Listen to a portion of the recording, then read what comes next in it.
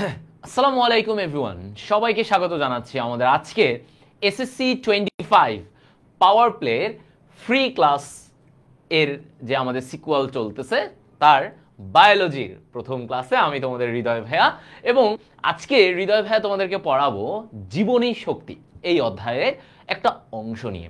So actually তোমাদেরকে যেভাবে আমরা পাওয়ার প্লেতে পড়াবো, যেই বেসিক থেকে পড়াবো, যেভাবে কনসেপ্টগুলোকে সাজিয়ে পড়াবো, আমরা এভাবেই তোমাদেরকে শুরু থেকে একদম শেষ পর্যন্ত প্রত্যেকটা জিনিস পড়াবো।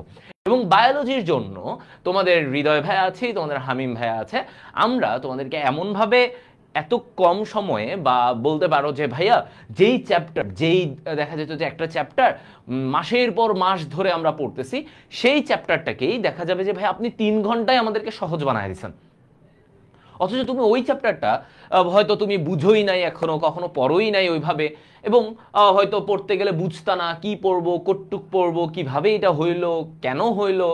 তো প্রত্যেকটা জিনিস আমরা আমাদের সংক্ষিপ্ত টাইমে খুবই ডিটেলসে তোমাদেরকে পড়াবো, এবং এটাই হচ্ছে পাওয়ার প্লের স্পেশালিটি।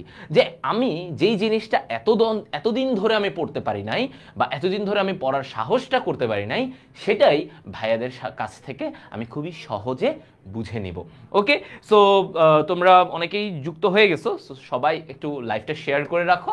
হৃদয় ভাই অনেকদিন পরে লাস্ট এসএসসি 24-এর পাওয়ার প্লেতে ভাইয়া ক্লাস নিয়েছিলাম, এবং সেখানে আমি স্টুডেন্টদের এত ভালোবাসা পেয়েছি যে আমার মনে হয়েছিল যে আসলে আমি ভাবতাম এইচএসসি অ্যাডমিশনে পড়াবো, বাট এই যে ছোট ছোট তোমরা স্কুলের বাচ্চা কাচ্চা, তোমাদেরকে পড়িয়ে যে একটা তৃপ্তি পাচ্ছিলাম, এবং তোমরা যে সুন্দর সুন্দর রিভিউগুলো দাও যে ভাইয়া এটা করার মাধ্যমে আমার এই চ্যাপ্টার ফুললি ডান, মানে এইটার উপরে আমার আর কোনো প্রবলেম নাই, এই ব্যাপারগুলো এগুলো শুনে তখন আমার মনে হলো যে না, আমি এসএসসি 25-এর পাওয়ার প্লেতেও থাকবো।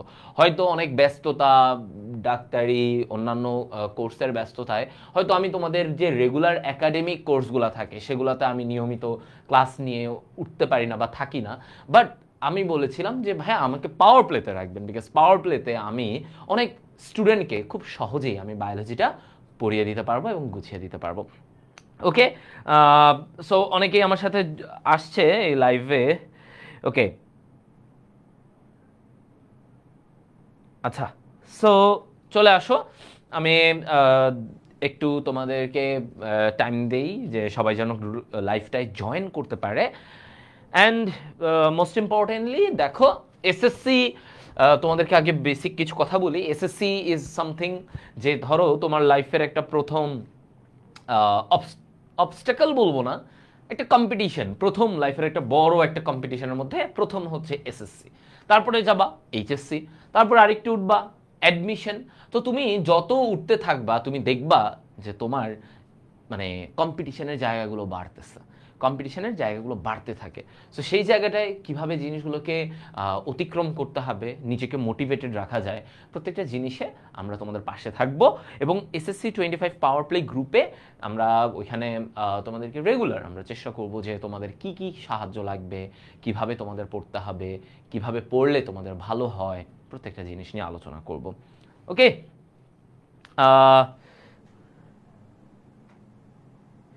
তো আচ্ছা, আমাদের সাথে 200 প্লাস, তো তোমরা বাকি ফ্রেন্ডদেরকেও মেনশন করে দাও, এবং তাদেরকে যুক্ত হওয়ার বা ক্লাসটা করার সুযোগ দাও। কারণ আজকে আমরা এটিপি এবং সালোক সংশ্লেষণ পড়ব, এবং খুবই ইম্পর্টেন্ট, তোমাদের এসএসসিতে প্রচুর আসে এই প্রশ্ন, এখান থেকে প্রশ্নটা, বাট তোমরা অনেকেই এই জিনিসটার বেসিকগুলো জানো না, বুঝো না, একটু স্ট্রাগল করতে থাকো, ঠিক আছে? সো ভাইয়া তোমাদের বইয়ের আলোকে, তোমাদের সিলেবাসের আলোকে পড়াবো। ডেফিনেটলি তোমাদেরকে এমন কঠিনভাবে পড়াবো না যেটা তোমাদের এইচএসসিতে মানে পড়তে হবে, সেটা এখনই পড়ে মাথা নষ্ট করাবো না, বাট খুব সুন্দরভাবে পড়াবো।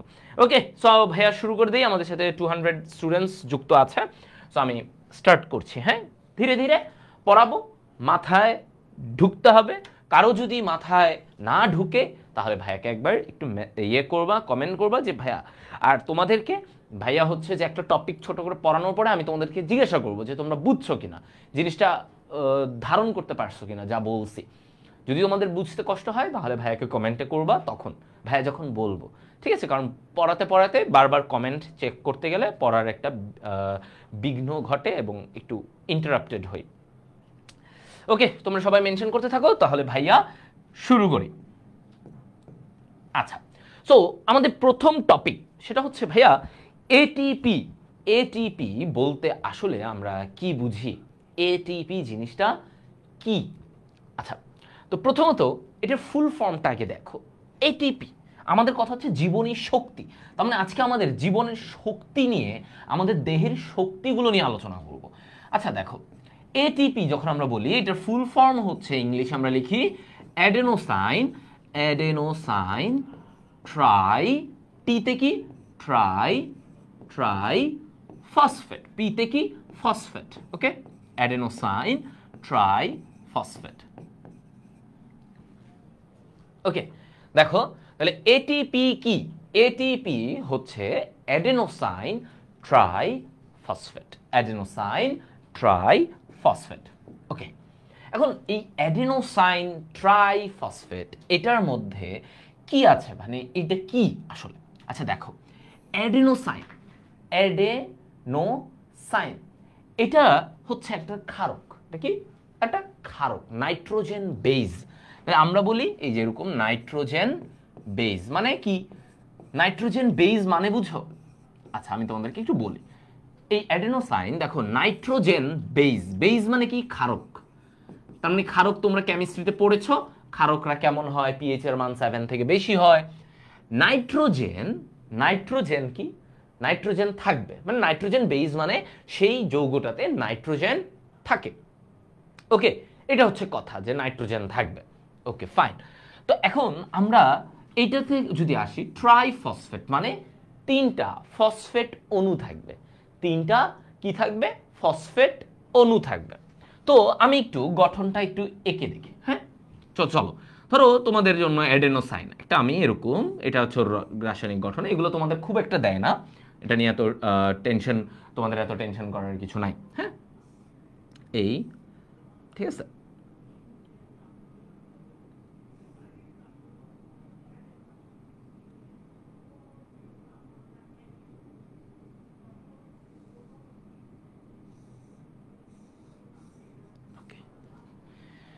তো দেখো এটাকে এরকম। ওকে, তো দেখো আমি এরকম একটা যৌগ, এগুলো তোমাদের এত লাগবে না, আমি একটু দেখাচ্ছি জাস্ট তোমাদের যেন বুঝতে সুবিধা হয়।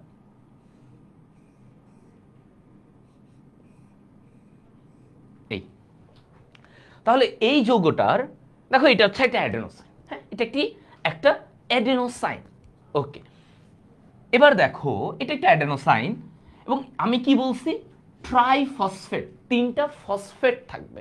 তোমরা কেমিস্ট্রিতে পড়ছো যে ফসফরাস ফসফেট। হ্যাঁ ফসফরাস। তাহলে এই যে দেখো আমি এইটার সাথে আমি তিনটা ফসফেট অনুযুক্ত করব। এই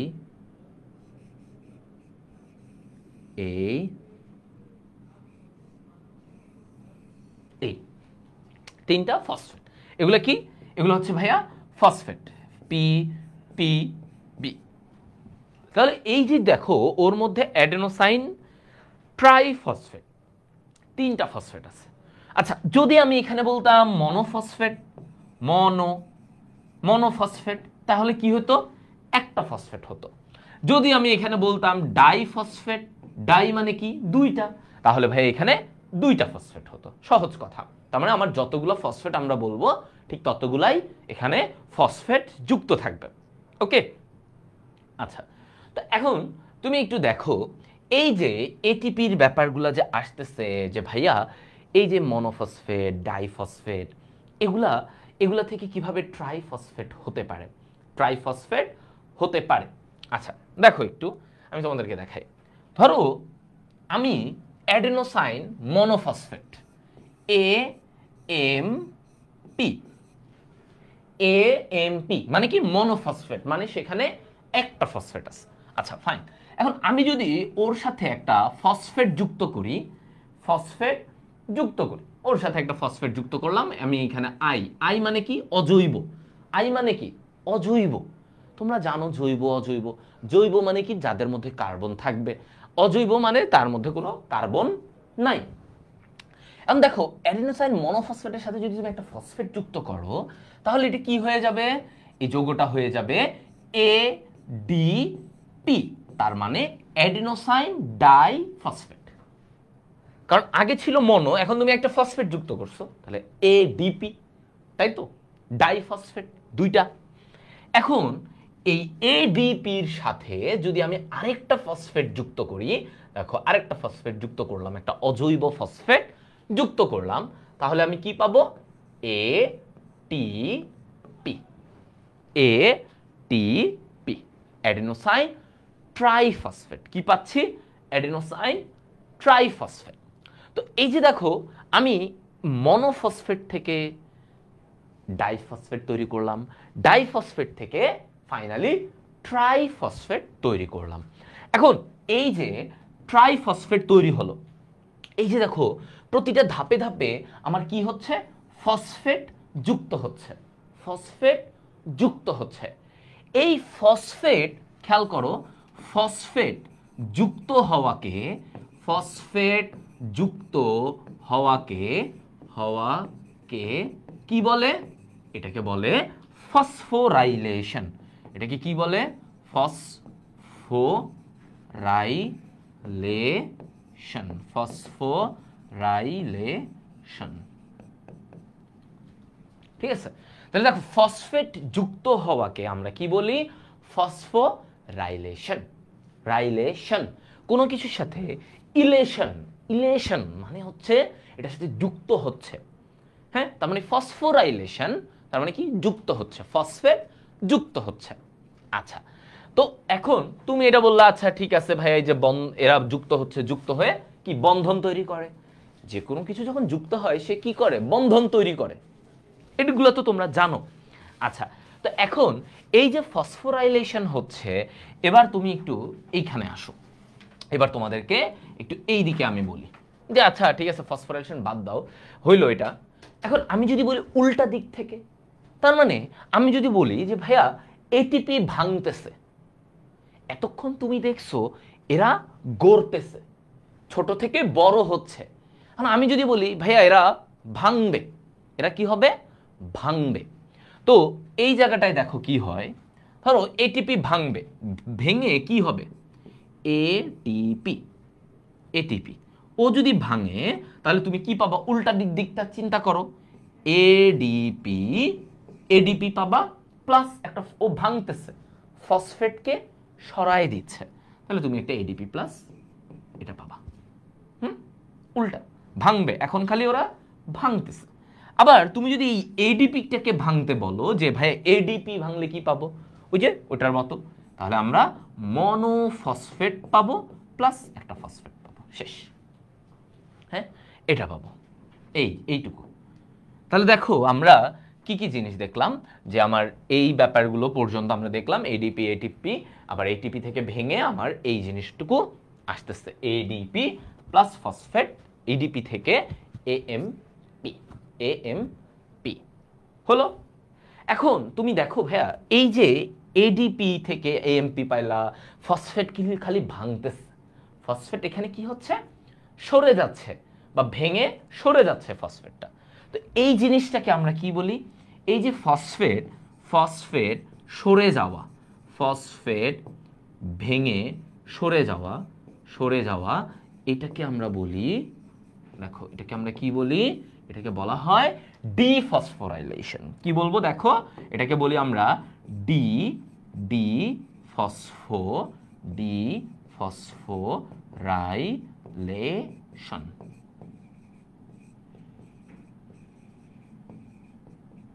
ঠিক আছে, এটাকে আমরা কি বলবো? ফসফেট ভেঙে যাওয়াটাকে আমরা বলি ডিফসফোরাইলেশন, ডিফসফোরাইলেশন। তাহলে আমরা শুরু থেকে যেটা দেখলাম যে ভাইয়া এএমপি ওর সাথে ফসফেট যুক্ত হলো, এএমপি মানে কি? অ্যাডেনোসাইন মনোফসফেট, এটার সাথে ফসফেট যুক্ত হয়ে ভাইয়া এডিপি তৈরি করলো, এরপরে ওর সাথে ভাইয়া একটা ফসফেট যুক্ত হয়ে এটিপি তৈরি করলো। এটিপি মানে কি? ট্রাইফসফেট। আচ্ছা, তো এখন মনে রাখবা, তোমরা কেমিস্ট্রিতে পড়ার কথা, যে কোনো বন্ধন যখন তৈরি হয়, বন্ধন তৈরি হচ্ছে, তখন শক্তি নির্গত হয়, মানে শক্তি কি বের হয় নাকি শক্তি প্রয়োজন হয়? কি হয় বলো তো? কোনো যদি বন্ধন আমরা তৈরি করতে চাই তাহলে আমাদের কি দরকার? শক্তি কি তখন দরকার নাকি শক্তি বের করে দেওয়া দরকার? বলো তো, এই জিনিসটা কারা জানো? এই জিনিসটা কারা জানো? কেমিস্ট্রির মানে একদম ছোটখাটো জিনিস, এটা বলো তো। না জানলে ভাই বলে দিব। গুড, তোমরা তো অনেক কিছু জানো না। তামিম সে বলছে নির্গত হয়। নির্গত হয় না, এই যে তার মানে কেউ কেউ বলছে শক্তি প্রয়োজন হয়, কেউ কেউ বলছে শক্তি নির্গত হয়, ম্যাক্সিমামই বলছো শক্তি দরকার হয়। এক্স্যাক্টলি। কোনো কিছু তুমি একটা সিম্পল চিন্তা করো ভাইয়া, একটা জিনিস ধরো আমি এই দুইটা জিনিসকে জোড়া লাগাবো। হ্যাঁ, আমি ধরো এখানে আমার দুইটা জিনিস আছে, আমি দুইটা জিনিসকে আমি কি করব? জোড়া লাগাবো। তো যখন জোড়া লাগাবো আমার এখানে অনেক কাজ করতে হবে, এখানে অনেক কাজ করতে হবে যে ভাইয়া এটা যখন জোড়া লাগাবো এখান থেকে বিভিন্ন শক্তি টক্তি বিভিন্ন কিছু এনে ওদেরকে আমার একদম জোড়া লাগায় ফেলতে হবে। এখানে শক্তি তৈরি হওয়ার স্কোপ নাই, জায়গা নাই। কিন্তু আমি যদি ধরো একটা জিনিস ভাঙবো, এটাতে ধরো ভেঙে ফেলবো, ভেঙে ফেললে এটার ভিতরে যে শক্তিটা ছিল সেটা কিন্তু বের হয়ে যাবে, সেটা বের হয়ে যাচ্ছে। তার মানে আমি যখন কোনো কিছু ভাঙবো, বন্ধন, এটা ধর একটা বন্ধন হয়ে আছে, এটা ভাঙবো, ওর যে ভিতরের শক্তিটা সেটা কি নির্গত হচ্ছে, সেটা নির্গত হচ্ছে। তো এই জায়গাটাতেই আমরা এখানে বলি যে এই যে ফসফেট যখন ভাঙবে, এই যে ওরা ভাঙতেছে দেখো এইটাতে, তার মানে তখন শক্তি নির্গত হয়। তার মানে আমি এখানে যেটা বুঝলাম যে ভাইয়া বন্ধন ভাঙলে শক্তি নির্গত হয়, বন্ধন ভাঙলে শক্তি নির্গত হয়।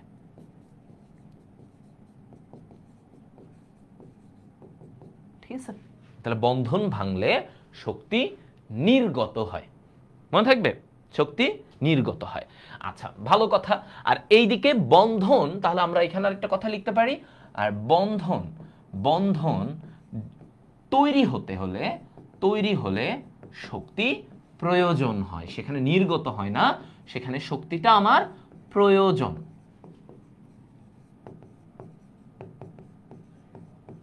ঠিক আছে, লজিক। এখন তার মানে বন্ধন ভাঙলে শক্তি নির্গত হয়, তাহলে বন্ধন ভাঙাটা শুরু হয় কোথা থেকে? এই এটিপি ওরা ভাঙতে থাকে। আর বন্ধন যদি আমি তৈরি করতে যাই তাহলে ওই যে এএমপি ফসফেটের সাথে মিলে এটা হবে, এডিপি ফসফেটের সাথে মিলে এটিপি হবে, তখন আমার শক্তি প্রয়োজন হয়। এখন আসো, আচ্ছা ভাইয়া এই যে বন্ধন ভাঙলে শক্তি নির্গত হয় আর তৈরি হলে শক্তি প্রয়োজন হয়, তাহলে বলো তো এদের মধ্যে কোনটা তোমার দেহের শক্তির জন্য দরকার? চিন্তা করো, লজিক্যালি চিন্তা করবা, যুক্তি দিয়ে চিন্তা করো। তুমি বুঝলা যে একজনের হচ্ছে শক্তি নিজেরই দরকার, সে যদি এটা তৈরি করতে যায়, আর আরেকজন যে কিনা নিজেই যদি ভাঙে তাহলে সে শক্তি নির্গত করে। তাহলে তোমার দেহে বা আমার দেহে আমি যদি শক্তি পাইতে চাই, আমি ব্যায়াম করতেছি, আমার শক্তি লাগবে, এই শক্তিটা আমাকে কে দিবে? কার থেকে পাবো তাহলে আমি শক্তিটা? চিন্তা করো, না বুঝে কোনো কিছু মুখস্থ করা যাবে না। গুড, এই যে তোমরা বলতেছো যে ভাইয়া এটিপি, তার মানে এটিপি যদি ভেঙে যায় তাহলেই আমি শক্তি পাচ্ছি, কারণ আমরা এখান থেকে শিখেছি যে এটিপির বন্ধন ভাঙলে শক্তি নির্গত হয়।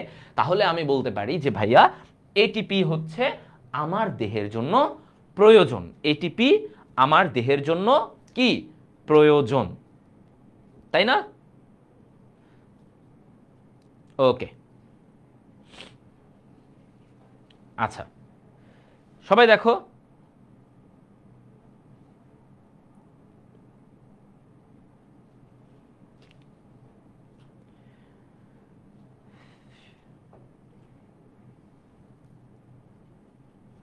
গুড, সবাই ক্লিয়ার ভাইয়েরা সবাই এইটুকু বুঝতে পারছো কিনা যে কেন এটিপি দরকার? আমরা যে বলতেছি এটিপি দরকার আমাদের দেহের এই শক্তির জন্য, কেন দরকার, কেন? তাহলে আশা করি এই জিনিসগুলা তোমরা বুঝে গেছো। হ্যাঁ, তাহলে একটা প্রক্রিয়ায় এটিপি তৈরি হয়, যেটা আমরা দেখলাম এই যে এখানে এটিপি তৈরি হচ্ছে, এটিপি তৈরি হচ্ছে বিভিন্নভাবে, সে তোমার দেহে এটিপি তৈরি হচ্ছে। হ্যাঁ, তুমি যে খাবার খাও, তুমি এই করো এই করো, এগুলা কোথায় যায়? এগুলা সব এটিপি তৈরি করে। আর তুমি যে কাজ করো সেটা কোথা থেকে আসে? তুমি যে এত এই দৌড়াচ্ছ, এই ক্লাস করতেছো, এই একটা আরেক জায়গায় যাচ্ছ, এগুলার জন্য এটিপি ভেঙে তোমার দেহে শক্তি দেয়। ঠিক আছে, তার মানে দুইটা জিনিসই তোমার দেহে ঘটতেছে। হ্যাঁ, কারণ এটিপি যদি তৈরি না হয় তাহলে তো সে ভাঙতে পারবে না, তাই না? এটিপি তৈরি হতে হবে, তার মানে আমার দেহে আগে এটিপি তৈরি হবে। কিভাবে তৈরি হবে আমি বলতেছি, আর এরপরে এটিপিটা ভাঙবে। ওকে, হ্যাঁ, ঠিক আছে। আচ্ছা, তো আমরা মোটামুটি এতটুকু বুঝছি। এবার আসো আমরা এই জায়গায় তারপরে একটু যাব। এখন এখানে যখন ধরো যে ভাইয়া একটা এটিপি থেকে আমরা কিরকম শক্তি পেতে পারি, একটা আইডিয়া দেন। তো ধরো এটা একটা এটিপি, আমি তখন তোমাদেরকে এমনি একটা দেখাচ্ছিলাম একটা গঠন এঁকে। হ্যাঁ, তাহলে এটা একটা এটিপিকে আমি আবার একটু তোমাদের জন্য এঁকে দেখাই।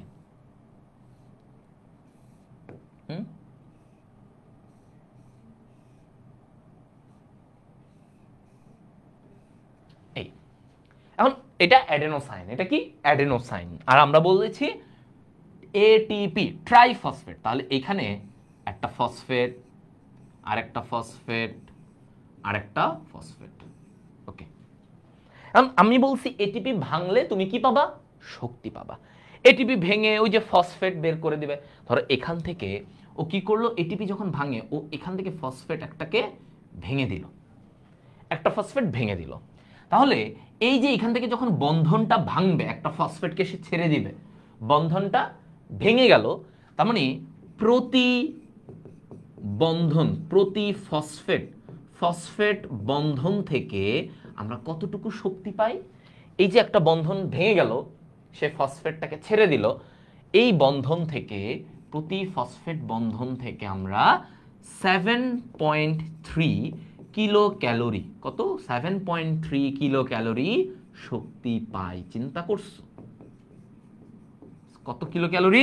7.3 কিলো ক্যালোরি শক্তি আমরা পাই। তাহলে এটা এমসিকিউ এর জন্য দরকার। এটা আমাদের এমসিকিউতে আসতে পারে যে কত কিলো ক্যালোরি শক্তি পাও? 7.3 কিলো ক্যালোরি। অথবা এটাকে যদি ভাই আমরা জুলে বলি তাহলে 30.55 কিলো জুল। একই একই, ঠিক আছে।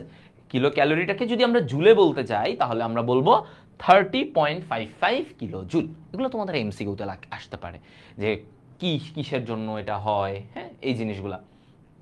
ওকে, হ্যাঁ, ওকে। তাহলে আচ্ছা, কোনটা বুঝাবো? ইসরাত সুরাইয়া সে বলছে ভাই আবার একটু এটা বুঝান। আমি বললাম যে এটা এটিপি, তাহলে এটিপি ভাঙলে মানে এটিপি থেকে যখন এই যে ফসফেটের তিনটা বন্ধন আছে, এই যে দেখো এখানে তিনটা ফসফেট, ওদের মধ্যে বন্ধন আছে না?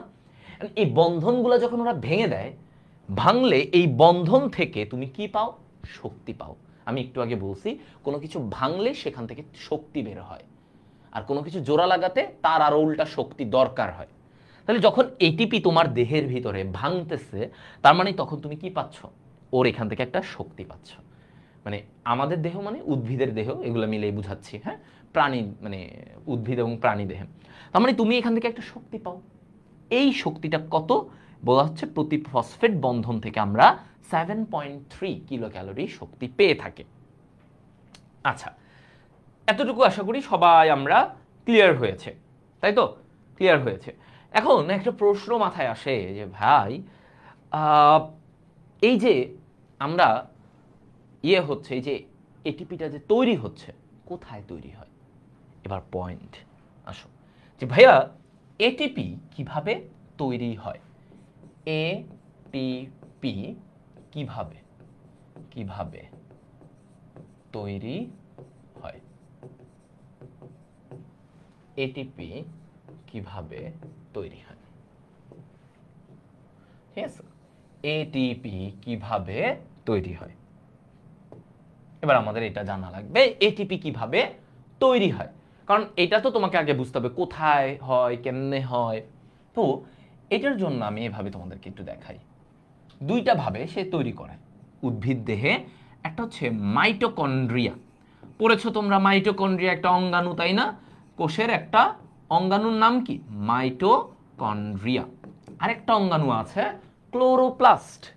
ক্লোরোপ্লাস্ট। এই দুই জায়গায় এটিপি তৈরি হয়। এই দুই জায়গায় কি তৈরি হয় ভাইয়া? এটিপি তৈরি হয়।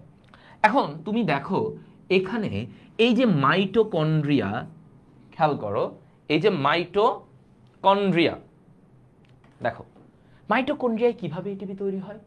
এখন এটিপি তৈরি করতে কি প্রয়োজন? সবাই আমাকে একটু কমেন্ট করবা ভাইয়া, এটিপি তৈরি করতে কি শক্তি প্রয়োজন নাকি প্রয়োজন না? বলো।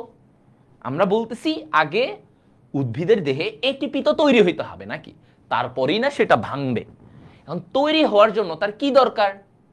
এই যে এগুলাতে যে তৈরি হবে, এটা তৈরি হওয়ার জন্য তার কি দরকার? হ্যাঁ বলো তো। ওকে বলো।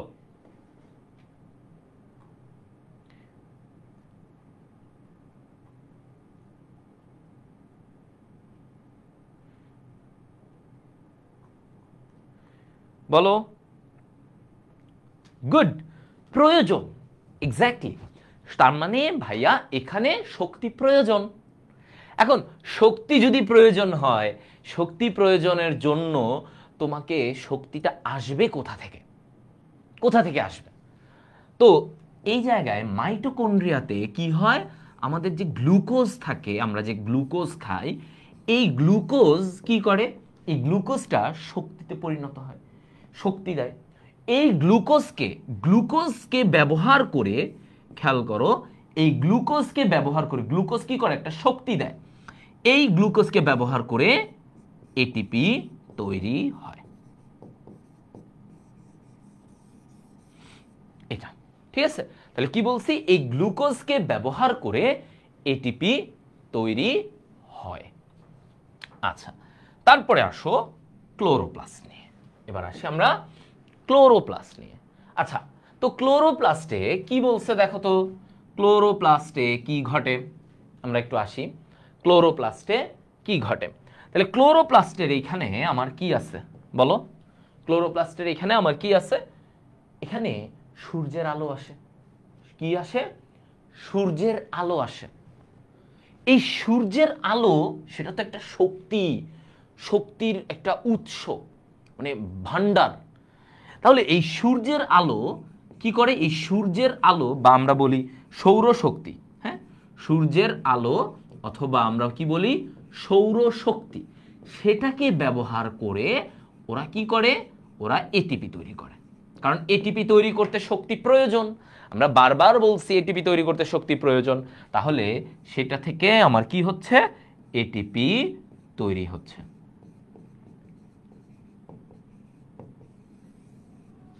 ক্লিয়ার? এটিপি তৈরি হচ্ছে। বুঝে গেল? তাহলে এটিপি যে তৈরি হচ্ছে এটা কিভাবে হইল, এটা আমরা ক্লিয়ার হয়ে গেলাম। ক্লিয়ার হয়ে গেলাম না ভাইয়ারা? সবাইকে আমরা বুঝছি? হ্যাঁ, ওকে। তাহলে এই জায়গাটায় ভাইয়া কিভাবে তৈরি হয় সেটা আমরা সবাই একদম পকপকা ক্লিয়ার। Right, very good. কারো কোনো প্রবলেম থাকলে বলতে পারো যে ভাইয়া কেমনে হইলো? তাহলে এইভাবে তৈরি হইলো। তৈরি তো হইলো, এখন এটাকে ব্যবহার করতে হবে। এটাকে কি ব্যবহার করবে? কোথায় কোথায় ব্যবহার করব, কোন জায়গাটায় আমাদের ব্যবহার করব, এটা নিয়ে এখন আমাদের জানতে হবে। ঠিক আছে? এটা নিয়ে এখন আমাদের জানতে হবে। আসো, তাহলে আমার তৈরি তো হলো, এখন এটা ব্যবহার হবে কোথায়? ভাই এটিপি তৈরি হলো বুঝলাম, ব্যবহার কোথায় হয়? আচ্ছা, তো দেখি আমার এই এটিপি খরচ বা এটিপি ব্যবহার কোথায় হয়। এবার আমরা দেখব এটিপির ব্যবহারটা কোথায় হয়। ওকে, আসো। এটিপির ব্যবহারে যদি আমরা যাই, তাহলে আমরা বলতে পারি দেখো আমাদের দৈনন্দিন কাজে, আমাদের দৈনন্দিন যাবতীয় যা কাজ করো প্রত্যেকটাতেই, যেমন মাংসপেশির, কি বলছে?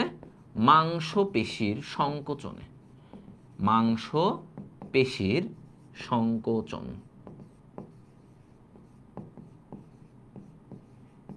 ঠিক আছে, মাংসপেশির সংকোচন থেকে। এই যে মাংসপেশিগুলা সংকোচন হয়, এই যে দেখো ভাইয়া এরকম হাত নাড়াচ্ছি, এই যেটা করতেছি পা দিয়ে ইয়েতে উঠানামা করতেছি পা দিয়ে, এই জিনিসগুলো কিভাবে হয়? এগুলো পেশিগুলো কি এমনি এমনি নড়ে? শক্তি লাগে না? আমি হাত নাড়াচ্ছি, আমার শক্তি লাগতেছে না?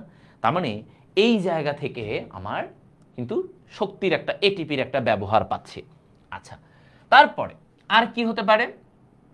আর কি হতে পারে?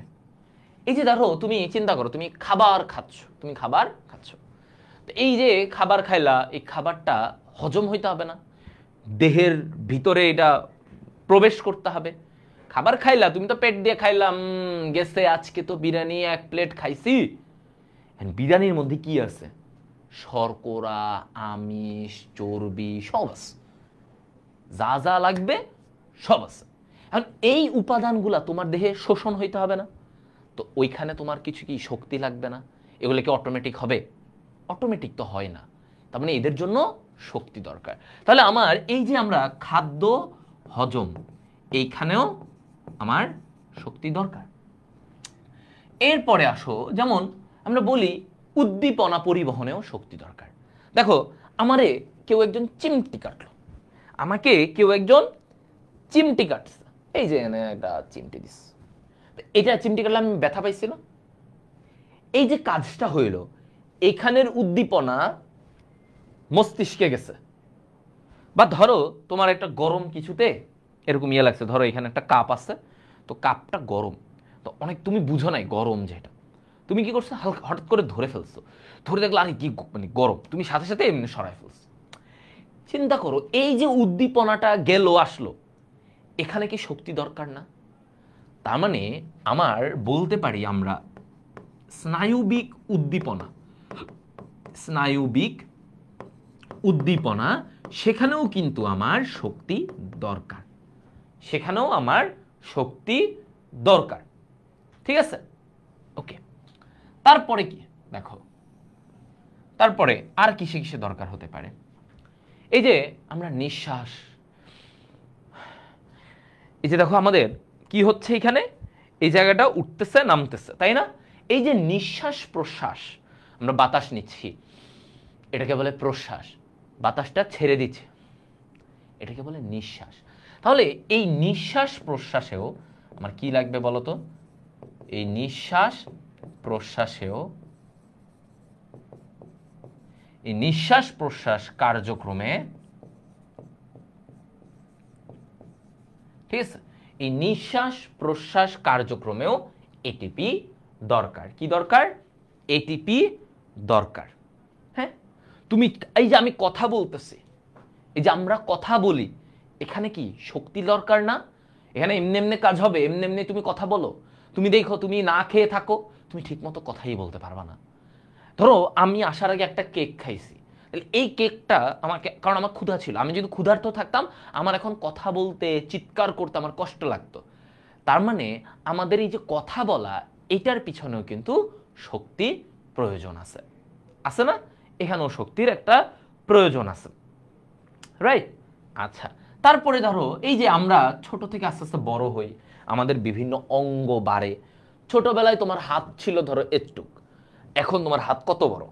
তাহলে এই যে প্রত্যেকটা অঙ্গ বৃদ্ধি হয়, এটার জন্য তার মানে আমরা বলি যে দৈহিক বৃদ্ধি, খেয়াল করো, তার মানে আমাদের যে বিভিন্ন বৃদ্ধি হচ্ছে, যে কোনো জায়গায় কোনো কিছু বৃদ্ধি ঘটতে গেলে আমার কিন্তু লাগবে, আমার শক্তি লাগবে। আর কিসে দেখো, আমাদের দেহের তাপমাত্রা নিয়ন্ত্রণ। তোমার খুব জ্বর আসছে, তোমার এই সেই, হ্যাঁ, কেন? তাপমাত্রা নিয়ন্ত্রণ হয় নাই। বাট সবসময় কি আমাদের জ্বর থাকে? এই যে আমি এখন সুস্থ আছে, তো এইটার পিছনে কার অবদান আছে? এই যে দেহের তাপমাত্রা নিয়ন্ত্রণ, এটার পিছনেও শক্তি লাগবে। আরো এরকম প্রত্যেকটা কাজ আছে, প্রত্যেকটা কাজে আমাদের কি দরকার বলতো? আমাদের হচ্ছে এটা দরকার, এটিপি প্রয়োজন, এটিপি প্রয়োজন। ক্লিয়ার সবাই? হ্যাঁ,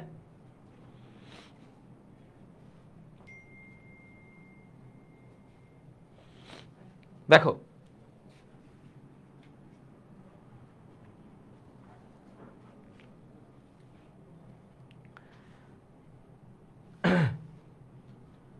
ক্লিয়ার ক্লিয়ার,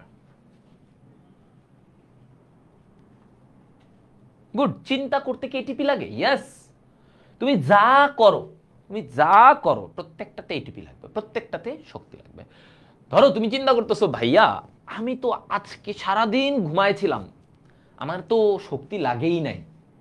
অনেকে আমরা এটা ভাবি না যে ভাই আমি তো ঘুমাইছিলাম সারাদিন, এমনি শুয়েছিলাম, 15 ঘন্টা ঘুমাইছি, এরপরে একটু খাইছি, আবার টিভি দেখছি, শুয়ে শুয়ে টিভি দেখছি, একটু মোবাইল চালাইছি, আমি তো ভাইয়া আমার তো কোনো শক্তি খরচ হয় নাই। তাইলে তুমি খাইছো কেন? তুমি তো সারাদিন ঘুমাইছো, তাহলে তুমি আবার দুপুরেও খাইছো, রাতে খাইছো, পরের দিনও খাচ্ছ কেন? কেন? তুমি তো কাজ করো নাই। তো আমরা যেটা ভাবি যে আমরা এই যে ধরো আমি এখন দাঁড়ায় দাঁড়ায় ক্লাস নিতেছি, আমি এখন একটা কিছু, ওই যারা শ্রমিক তারা একটা ভারী কিছু উঠাচ্ছে, বা আমরা সবাই দৌড়াদৌড়ি করতেছি কাজের জন্য, মনে হয় এইটাই কাজ, এটাতেই শক্তি লাগে। কিন্তু তুমি যখন ঘুমায় আসো, তোমার দেহের ভিতরে কি ঘটতেছে চিন্তা করো। তোমার দেহের ভিতরে উদ্দীপনা পরিবহন হচ্ছে, এখানে লাগবে। তোমার দেহের ভিতরে কি লাগতেছে? তোমার দেহের ভিতরে হচ্ছে যে তাপমাত্রা নিয়ন্ত্রণ হচ্ছে, এখানেও শক্তি লাগতেছে। তোমার দেহের ভিতরে তুমি শ্বাস প্রশ্বাস তো নিচ্ছ না, এখানে শক্তি লাগতেছে। তোমার হৃৎপিণ্ড চলতেছে, তাই না? চলতেছে না? হৃৎপিণ্ড বন্ধ হয়েছে, ঘুমাচ্ছ, হৃৎপিণ্ড কি বন্ধ হয়েছে? হয় নাই, তাহলে সেখানেও শক্তি লাগতেছে। তো তুমি ভাবতেছো আরে আমি তো ঘুমায়েই ছিলাম, কিন্তু তাও তোমার শক্তি লাগতেছে। বুঝতে পারছো? এহান বিশ্বাস সে বলছে এটিপি কিভাবে তৈরি হবে। এটা তো আমি একটু আগে দেখাইছি যে মাইটোকন্ড্রিয়া এগুলোতে তৈরি হয়। এখন কিভাবে তৈরি হয় একদম পুঙ্খানুপুঙ্খ সেটা তোমাকে এইচএসসিতে জানানো হবে, এখানে না। ওটা ওই যে ইলেকট্রন ট্রান্সপোর্ট সিস্টেম, ওগুলো অনেক ডিটেলস, অনেক ব্যাখ্যা আছে, বিশাল বড় বড় থিওরি। ওইখানে গিয়ে তুমি দেখবা কেমনে ধাপে ধাপে এটিপি তৈরি হয়। বাট এখানে আমি তোমাদেরকে একটু আগে শিখাই দিছি যে কিভাবে তৈরি হয়, সেটার একটা বেসিক ব্যাপারটা তোমাদের জানতে হবে। এসএসসিতে হচ্ছে একটা আইডিয়া রাখা, এইচএসসিতে গিয়ে এখান থেকে কেমনে হইলো এই ধাপটা তুমি শিখবা, বুঝছো? বাট এখন তোমাদেরকে এটা জানতে হবে যে হ্যাঁ এইখানে সূর্যের আলোটাকে তারা ব্যবহার করে শক্তি তৈরি করে, মানে এটিপি তৈরি করে।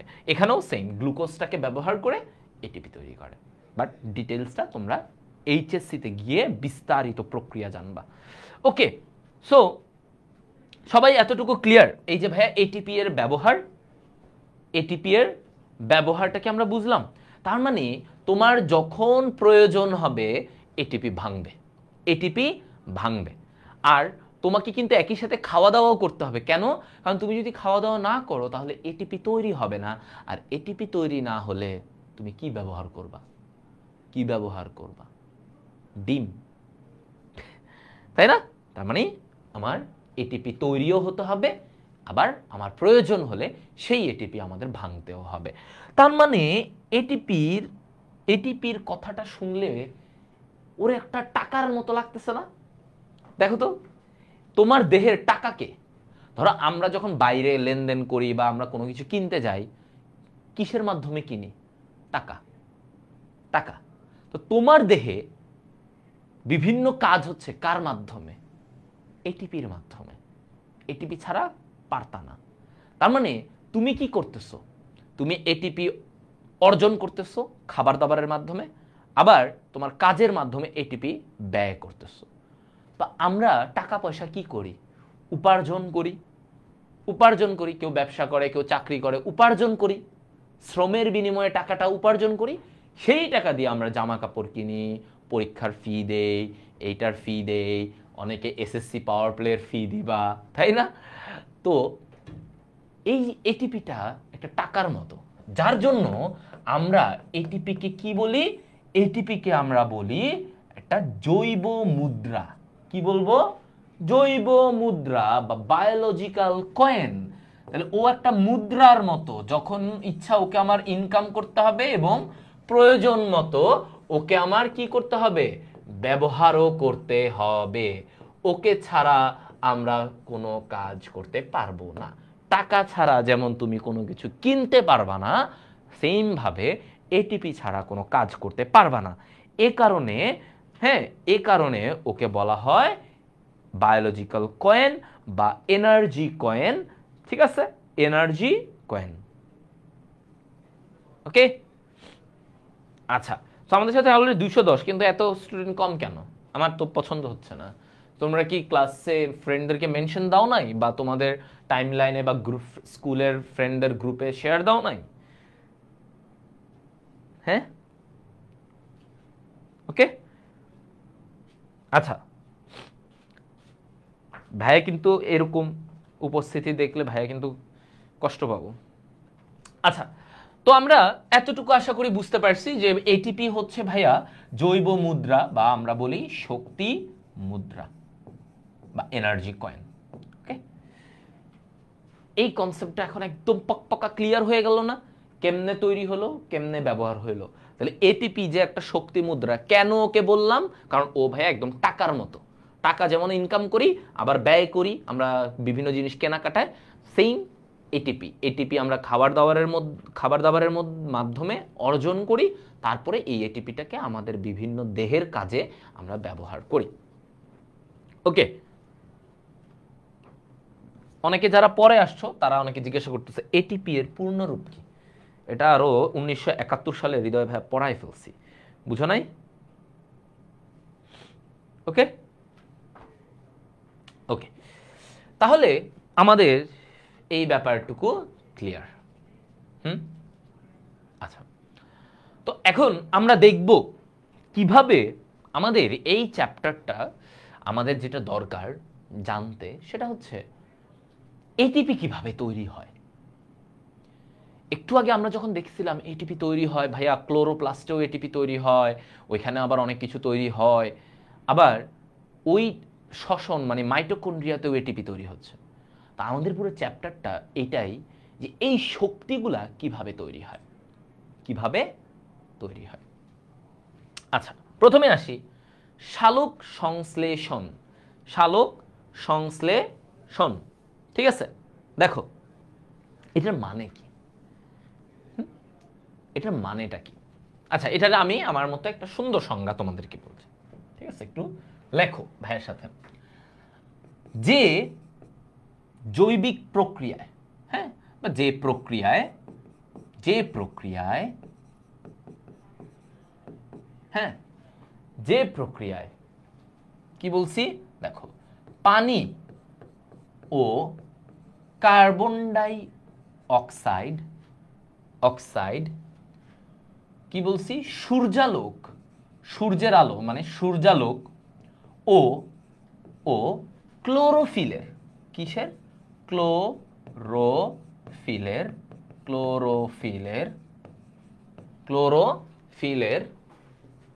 উপস্থিতিতে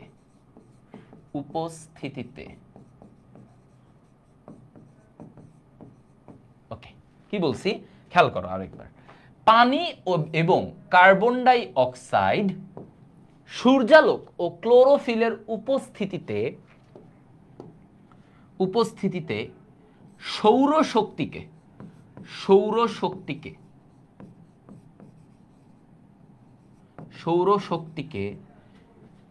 জৈবিক শক্তিতে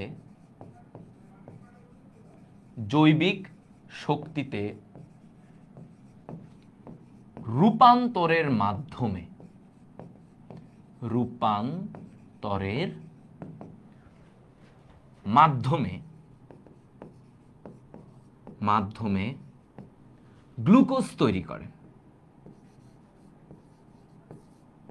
গ্লুকোজ তৈরি করে।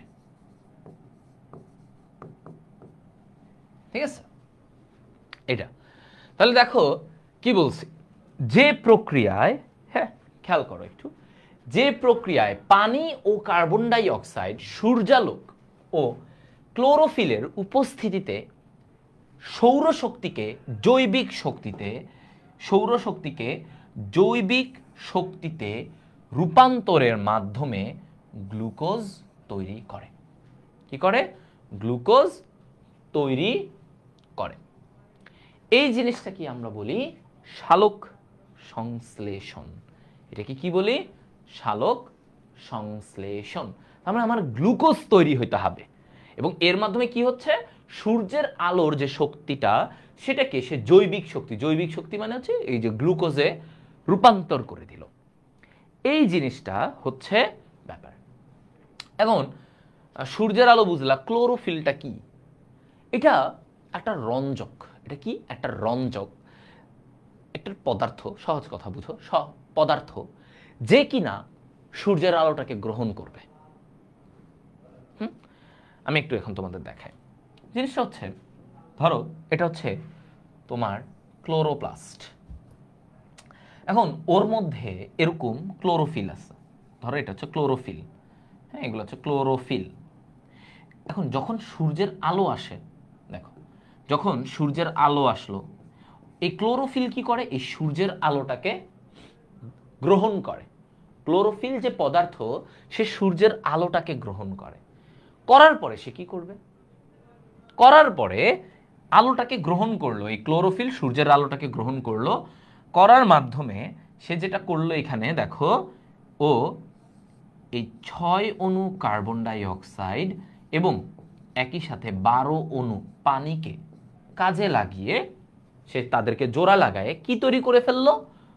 এই যে বিখ্যাত সেই বিক্রিয়া C6H12O6 প্লাস 6 অণু অক্সিজেন প্লাস 6 অণু পানি। তাহলে ওর উদ্দেশ্যটা কি ছিল? ওর উদ্দেশ্য ছিল এই যে কার্বন ডাই অক্সাইড আর পানিটাকে বিক্রিয়া ঘটাবে, ঘটায় কি করবে? এখানে সূর্যালোক আর ক্লোরোফিল ওরা দুজন মিলে এই কার্বন ডাই অক্সাইড আর পানিকে গ্লুকোজ প্লাস অক্সিজেন প্লাস ওয়াটারে পরিণত করবে। তাহলে এটা কি? আমাদের গ্লুকোজ, গ্লুকোজ তৈরি করলো। দেখছো? গ্লুকোজ। ওকে, আচ্ছা, জৈবিক শক্তি কি? জৈবিক শক্তি হচ্ছে ভাইয়া যেটা একটা শক্তিটাকে জৈব যৌগের রূপে দিছে। গ্লুকোজ হচ্ছে একটা জৈব যৌগ, এখানে দেখো কার্বন আছে। সো এই যৌগটার ভিতরে শক্তিটাকে ট্রান্সফার করছে, রূপান্তর। মানে কি?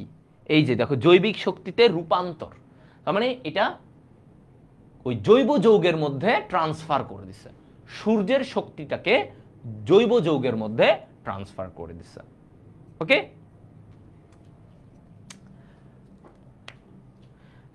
স্যার আজকে কি চ্যাপ্টারটা শেষ করবেন?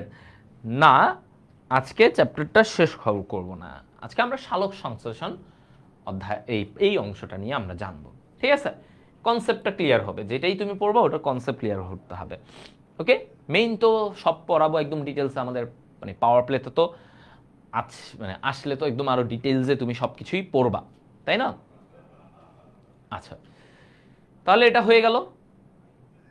হ্যাঁ, আচ্ছা, এবার আসো এই বিক্রিয়াটা নিয়ে একটু আমরা আরেকটু ডিটেলসে যাব।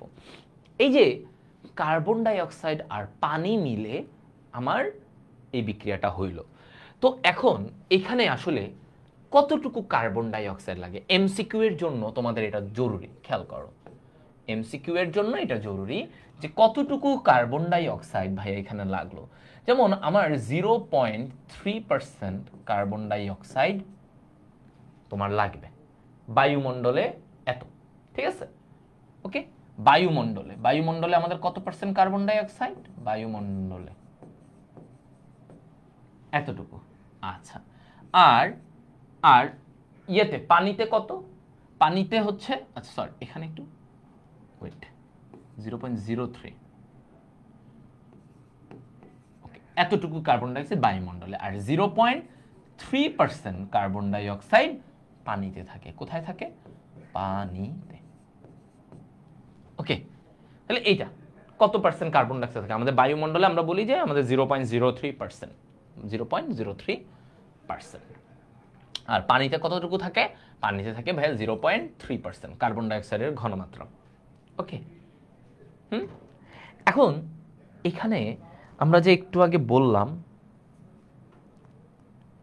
ঠিক আছে, একটু আগে যে আমরা বললাম যে দেখো এখানে কিভাবে হয় গ্লুকোজটা। যেমন এই যে একটু আগে আমাদের যে বিক্রিয়াটা ছিল, আমি সেই বিক্রিয়াটা আরেকবার লিখে আমি তোমাদেরকে বুঝাচ্ছি।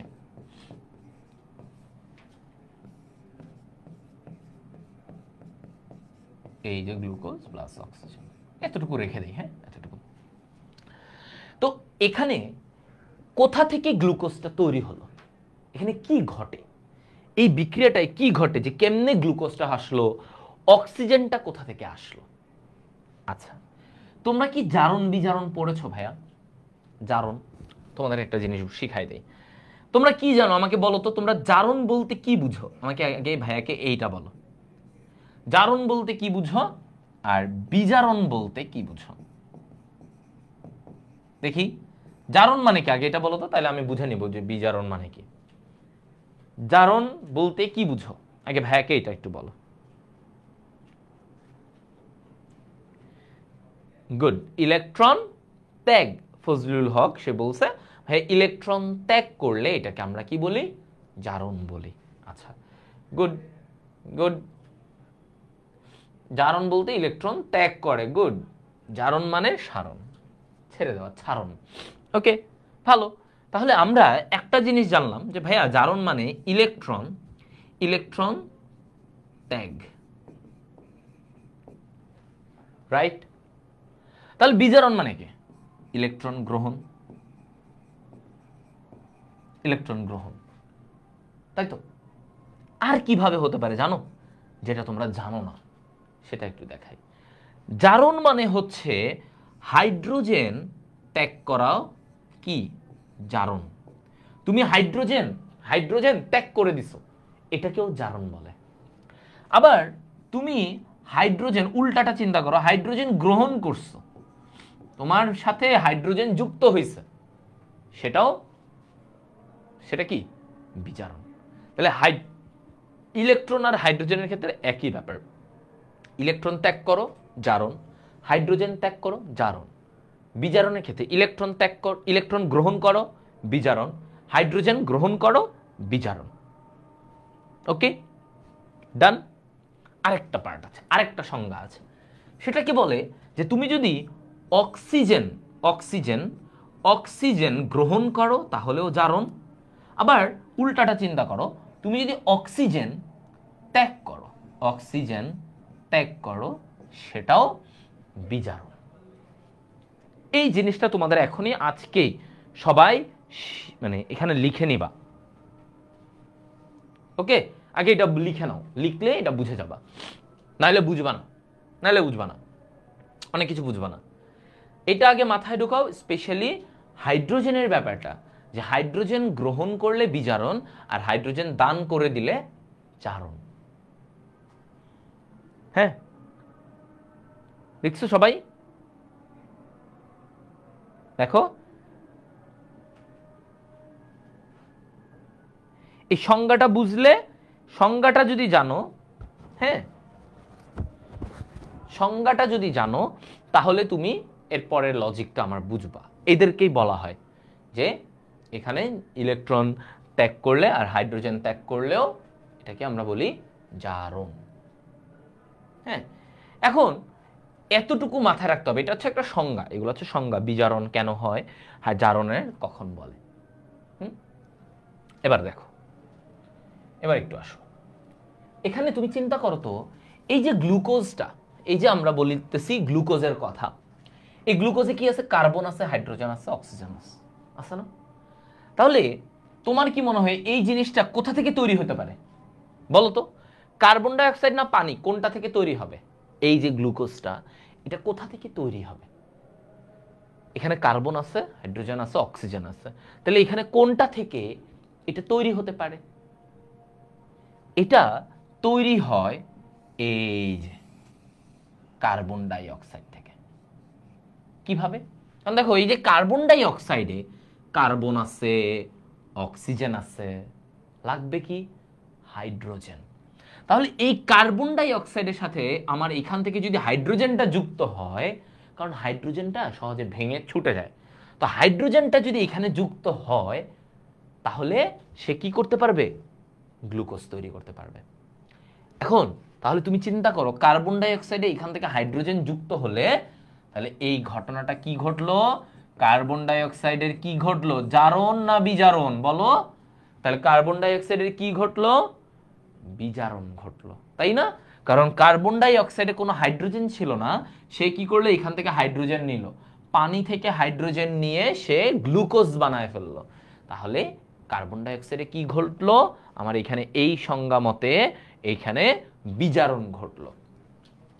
অন্যদিকে এই জায়গাটা থেকে চিন্তা করো, এই জায়গাটা থেকে চিন্তা করো, পানি আছে, পানি থেকে অক্সিজেন আসছে, পানি থেকে কি আসছে? অক্সিজেন আসছে। এখন পানিতে কি ছিল? H2O, হাইড্রোজেন ছিল। অক্সিজেনে তো কোনো হাইড্রোজেন নাই। তার মানে পানি কি করছে? ওই যে হাইড্রোজেনটা ওকে দিয়ে দিছিল না, তার মানে ও হাইড্রোজেনটা ত্যাগ করছে। ও কি করছে? হাইড্রোজেনটাকে ত্যাগ করছে। তাহলে ও যখন হাইড্রোজেন ত্যাগ করলো, হাইড্রোজেন ত্যাগ করাকে আমরা কি বলি? জারণ। তার মানে ওর মধ্যে পানির কি হলো? জারণ ঘটলো, আর কার্বন ডাই অক্সাইডে বিজারণ ঘটলো। সবাই বুঝেছো কিনা দেখো তো, একদম সহজ করে। তাহলে আগে তোমাদেরকে আমি এখানের এই ব্যাপারটা বুঝালাম, তাহলে এখন তুমি বুঝতেছো, ও আচ্ছা, তাহলে ভাই এই গ্লুকোজটা কেমনে আসলো? ওই যে carbon die oxide, carbon die oxide কি করলো? ওর থেকে পানি মানে হাইড্রোজেনটা নিল, আর আমরা শিখছি হাইড্রোজেন গ্রহণ করা মানে বিজারণ। তার মানে কার্বন ডাই অক্সাইড বিজারণ হয়ে গ্লুকোজ করছে। আর এই যে পানি, পানি কি করলো? হাইড্রোজেনটাকে ছেড়ে দিছে। সো আমরা শিখছি যে হাইড্রোজেন ত্যাগ করা মানে হচ্ছে মানে জারণ। তার মানে পানিটা এখানে জারিত হয়ে অক্সিজেন তৈরি করছে। ঠিক আছে?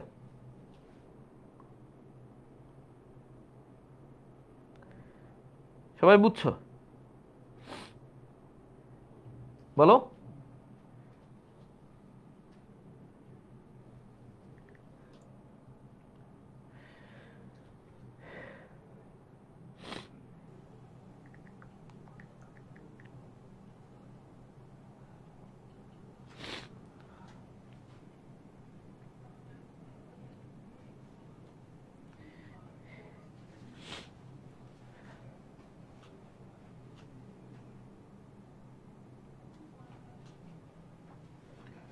ওকে, মেহেদি রনি, বায়োলজি অনেক হার্ড লাগতেছে ভাইয়া। সবাই কি এই কনসেপ্টগুলো আগে থেকে জানতা? জিনিসটা রিলেট করে কি পড়তা, যে সম্পর্ক রেখে যে ভাইয়া এটার কারণে এটা এটা এটা এটা হয়?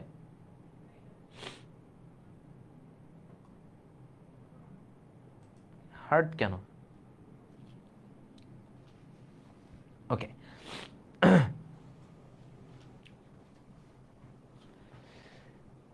সবাই বুঝতা এটা আগে আগে থেকে?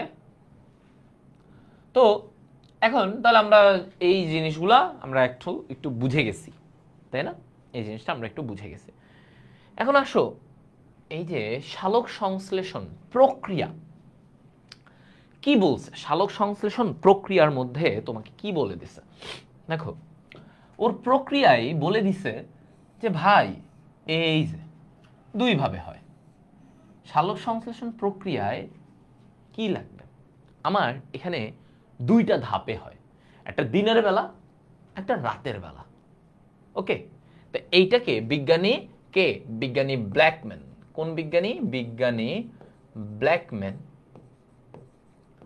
ব্ল্যাকম্যান, ঠিক আছে? তাহলে বিজ্ঞানী ব্ল্যাকম্যান দুইটি অধ্যায়ে ভাগ করেছেন। কয়টি অধ্যায়ে? দুইটি অধ্যায়ে ভাগ করেন। ঠিক আছে? বিজ্ঞানী ব্ল্যাকম্যান তিনি কি করছেন? দুইটা অধ্যায়ে এটাকে ভাগ করছেন। আচ্ছা, ভালো। তো এই যে দুইটা অধ্যায়ে ভাগ করছেন, একটা হচ্ছে আলোক,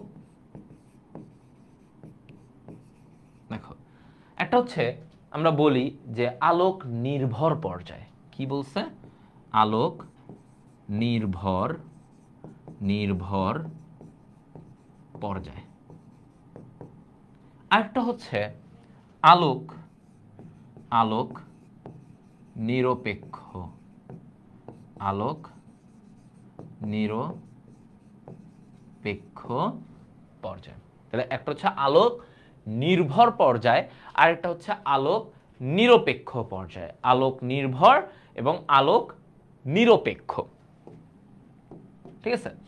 তো এখন তুমি দেখো যে ভাইয়া আলোক নির্ভর পর্যায়ে একটা আছে, আবার আরেকটা পর্যায়ে বলতেছে আলোক নিরপেক্ষ। তা আলোক নির্ভর পর্যায়টা কি আসলে, আসি এটাতে। আবার আলোক নিরপেক্ষ পর্যায়টা কি আসলে, এটাতেও আমরা আসবো। ঠিক আছে, আলোক নির্ভর এবং আলোক নিরপেক্ষ। তো যেখানে দিনের আলো, সেখানে সে মূলত কি তৈরি করে জানো? হ্যাঁ, সে তৈরি করে এটিপি। সে কি তৈরি করবে এখানে? এটিপি। দেখো, এটিপি ও এনএডিপিএইচ। এনএডিপি ও এই যে এভাবে লিখো, NADPH প্লাস H প্লাস, এগুলাকে তৈরি করবে। আচ্ছা, তার মানে সে দিনের বেলা তার কাজ হচ্ছে ATP ও NADPH প্লাস H প্লাস এটাকে তৈরি করা। ATP বুঝলাম ভাই, এটা আবার কি? এটা আবার কি, তাই না? এটা তো বুঝি না, এটা বুঝো? হ্যাঁ, ওকে, বুঝো না। এই জায়গায় আমি এটাকে একটু তোমাদের লিখে দিই। এটার ফুল ফর্মটা কি দেখো, নিকোটিনামাইড। ফুল ফর্মটা লিখে দিই তোমাদেরকে। নিকোটিনামাইড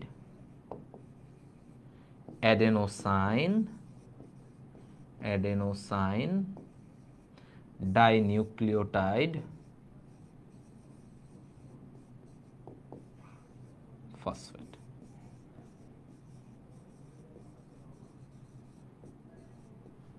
ঠিক আছে, nicotinamide adenosine dinucleotide phosphate. Nicotinamide adenosine বা অ্যাডেনাইন লিখে, সেটা অ্যাডেনিন ডাইনিউক্লিওটাইড ফসফেট।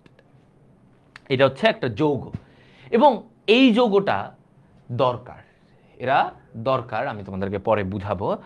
তো এই যৌগটা দরকার কেন, বা এই এটিপি যে তৈরি করলো ওরা এই ধাপে, কোন প্রক্রিয়ায় তৈরি করলো? ফসফোরাইলেশন। কোন প্রক্রিয়ায়? ফসফোরাইলেশন। আমরা আসতেছি একটু পরে। আচ্ছা, তো এই জিনিসগুলো, এই যে জিনিসটা তৈরি করলো এটিপি ও NADPH প্লাস H প্লাস, এখন ওরা কি করে জানো? এইটাকে ব্যবহার করে, কি বলছি, এটাকে ব্যবহার করে,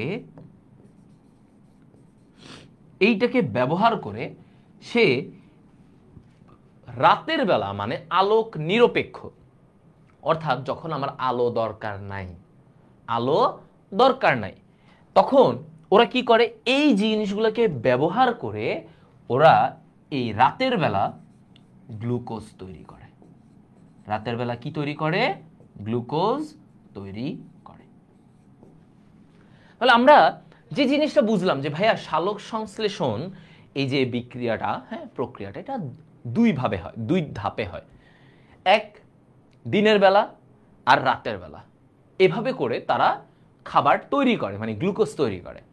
কি হয় দিনের বেলা? কি হয় দিনের বেলা? ওরা কি করে ভাইয়া? এটিপি ও NADPH প্লাস H প্লাস এই যৌগগুলো ওরা তৈরি করে। এই যৌগগুলো ওরা কি করে? তৈরি করে। হ্যাঁ, আর এরপরে ওরা কি করবে? এই যে এটাকে ব্যবহার করে রাতের বেলা ওরা গ্লুকোজ তৈরি করে। রাতের বেলা ওরা কি তৈরি করে? গ্লুকোজ তৈরি করে। বুঝছো না? দিনে গ্লুকোজ তৈরি করে না। দিনের বেলা ওর কাজ হচ্ছে এই শক্তি তৈরি করা, আর রাতের বেলা এই শক্তিটাকে ব্যবহার করে গ্লুকোজ তৈরি করা। কারণ সালোক সংশ্লেষণে আমার আলটিমেট দরকার কি? গ্লুকোজ। কি দরকার? গ্লুকোজ দরকার। তাহলে ওরা কি করতেছে? এখান থেকে এইটাকে ব্যবহার করে ওরা গ্লুকোজ তৈরি করতেছে। দেখো,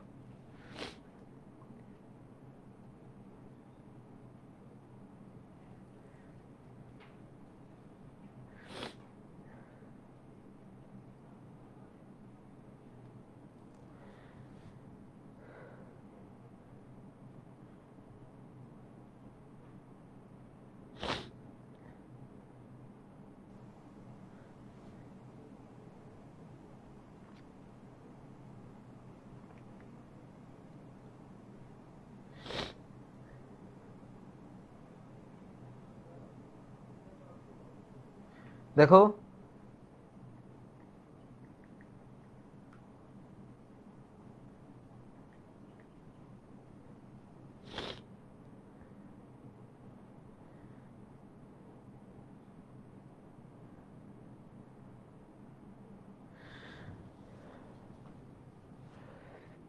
আচ্ছা, একজন বলছে ভাই পড়ালেখা না করে পাশ করব কিভাবে? তাহলে তুমি হাসু আপা হয়ে যাও, অর্ডার দিবা আমারে পাশ করান, তাহলে তোমার পাশ করাই দিবে। তুমি কি হইতে পারো? তুমি হাসু আপা হইতে পারো। আমাকে বলেন আর আমাকে পাশ করাই দেন, আমি যা চাইবো তাই হবে নাকি? হ্যাঁ, হবা, হয়ে যাও। আমি বলছি পাশ করাবেন, তাহলে পাশ করান, ঠিক আছে?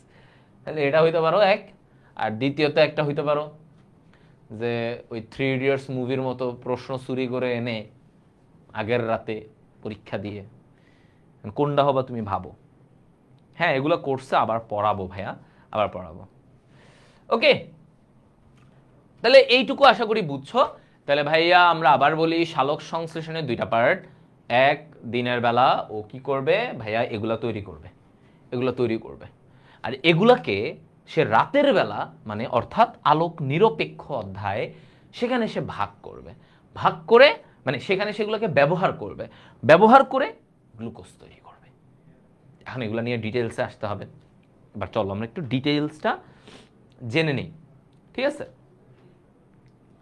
হ্যাঁ, একটু ডিটেলসটা আমরা জেনে নেই, চলো। আলোক নির্ভর পর্যায়ে, যেখানে আমরা মাত্র জানলাম যে আলোক নির্ভর মানে কি, আলোর উপরে এটা নির্ভর করতেছে, নাইলে হবে না। হ্যাঁ, নাইলে হবে না, আলো লাগবেই। তো এখানে যেটা ঘটে দেখো, যে এই আলোক নির্ভর অধ্যায়ে আমরা বলছি এটিপি তৈরি হয়। কি বলছি? এটিপি তৈরি হয়। তাহলে এটিপি তৈরি হওয়া মানে কি ভাইয়া? এটিপি তৈরি হওয়া মানে কি? ফসফোরাইলেশন। এটিপি তৈরি হওয়ার মানে হচ্ছে ফসফোরাইলেশন। ওকে, এটিপি তৈরি হওয়ার মানে কি?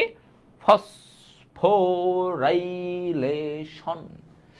ওকে, তো এখন এই জায়গায় আমরা তো এর আগেও একটু এরকম দেখেছি, আবারও লিখে দেই। তাহলে দেখো কি ঘটে, এই এডিপি প্লাস একটা ফসফেট যুক্ত হবে ওর সাথে, হয়ে তারা কি তৈরি করবে? এটিপি তৈরি করে। এখন এই জায়গায় তোমার কি লাগবে? এই জায়গায় তোমার যেটা লাগবে সেটা হচ্ছে আলো আর ক্লোরোফিল তো লাগবেই, তাই না? ওকে, আলো এবং ক্লোরোফিল লাগতেছে। এই যে দেখো ওরা কেমনে হয়, ধরো এটা আমি তখনও বুঝাইলাম যে এটা ধরো এটা কি? ক্লোরোফিল।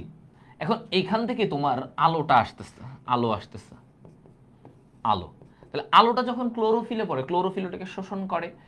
শোষণ করার পরে ক্লোরোফিল কি করতেছে চিন্তা করো, এই আলোটাকে ক্লোরোফিল শোষণ করে এটা পাঠায় দিল। কোথায় পাঠায় দিল? এটা শোষণ করে ও এডিপির এই শক্তিটাকে এডিপির কাছে দিল।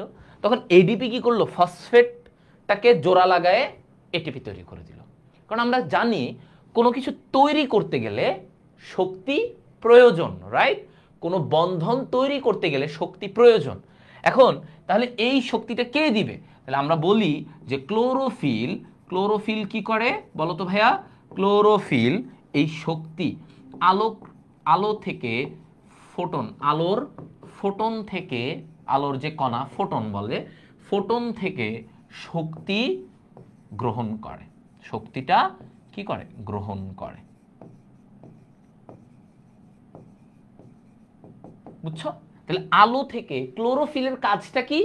আলো থেকে ফোটন, আলোর যে ফোটন কণা সেখান থেকে সে শক্তিটাকে নেয়, নিয়ে সেইটাকে এইখানে ব্যবহার করে এই যে এডিপির সাথে নতুন একটা বন্ধন তৈরি করে, হয়ে গেল এটিপি। ঠিক আছে, বুঝা গেল? হ্যাঁ, তো এতটুকু আশা করি সবাই বুঝছো যে ভাইয়া এটিপি তৈরি হলো। এখন এগুলার কেমনে হইল ধাপে ধাপে, এগুলা নিয়ে এইচএসসিতে অনেক বিস্তারিত আছে। তো তোমাদেরকে একটা জিনিস বলি, যখন এই জিনিসগুলো তৈরি হতে থাকে, হ্যাঁ, এই জিনিসগুলো যখন তৈরি হতে থাকে তখন একটা ঘটনা ঘটে।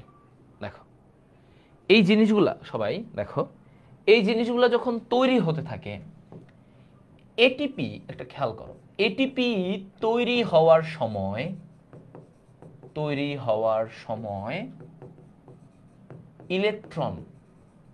ইলেকট্রনের ঘাটতি দেখা যায়, ইলেকট্রনের ঘাটতি দেখা যায়। এটা মনে রাখো, কি বলছি? এটিপি তৈরি হওয়ার সময় ইলেকট্রনের ঘাটতি দেখা যায়। তো এই ইলেকট্রনের ঘাটতিটাকে পূরণ করার জন্য কি করতে হয়? পানি ব্যবহার হয়। কি হয়? পানি ব্যবহার হয়। তো আমরা কিন্তু পড়েছিলাম যে সালোক সংশ্লেষণে কি কি দরকার? পানি দরকার, কার্বন ডাই অক্সাইড দরকার। তাহলে মনে রাখো, দিনের বেলা ওরা এই পানিটাকে ব্যবহার করে, আর রাতের বেলা কার্বন ডাই অক্সাইডটাকে ব্যবহার করে। ওকে, তাহলে এখন দেখো, এটা তো আমরা দিনের বেলা দেখতেছি যে এটিপি তৈরি হওয়ার সময় আমি বললাম যে যেখানে এটা তৈরি হয় সেখানে ইলেকট্রনের ঘাটতি দেখা যায়। তো যখন ইলেকট্রনের ঘাটতি, তো তখন তোমার কি লাগবে? ইলেকট্রনের ঘাটতিটা পূরণ করতে হবে, ইলেকট্রনের ঘাটতিটা পূরণ করতে হবে। তো সে সময় ঘটে কি দেখো, পানি আছে না, পানি, এই পানি বিভাজন হয়। সালোক সংশ্লেষণে পানি ব্যবহৃত হয় না, সেই পানিটা বিভাজন হয়। তো পানি বিভাজন হলে সে কি করে?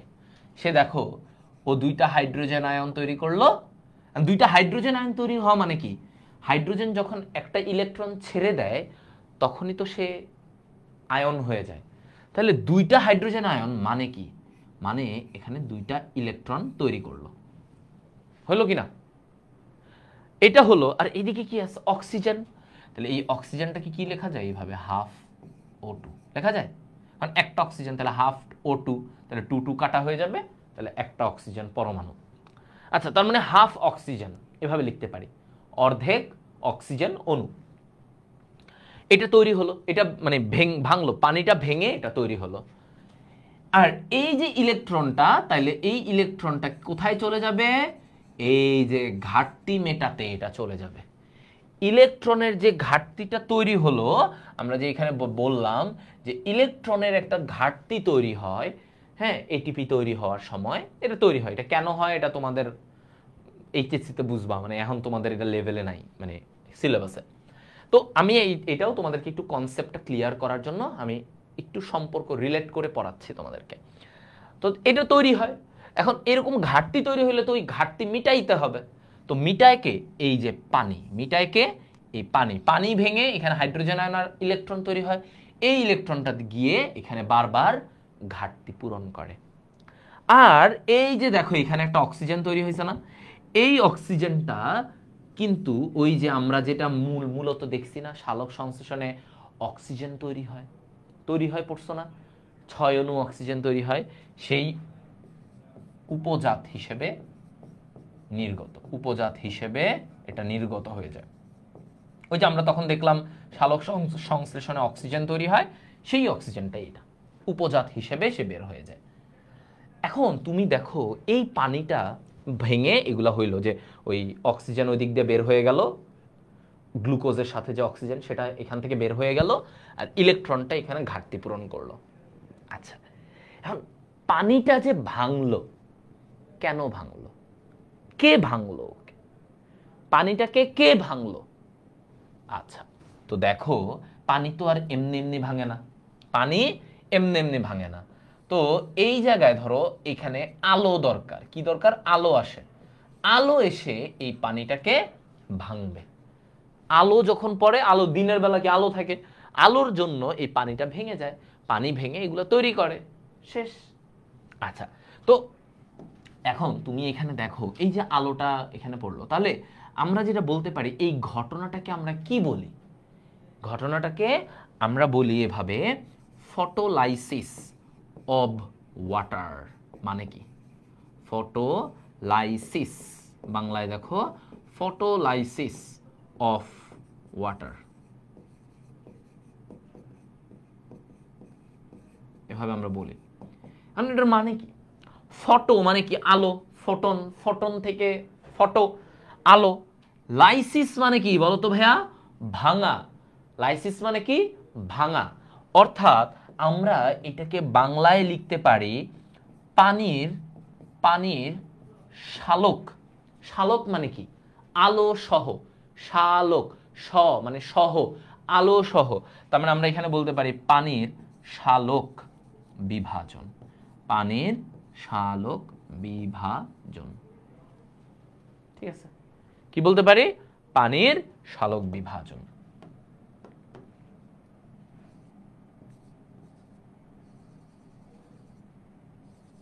ঠিক আছে,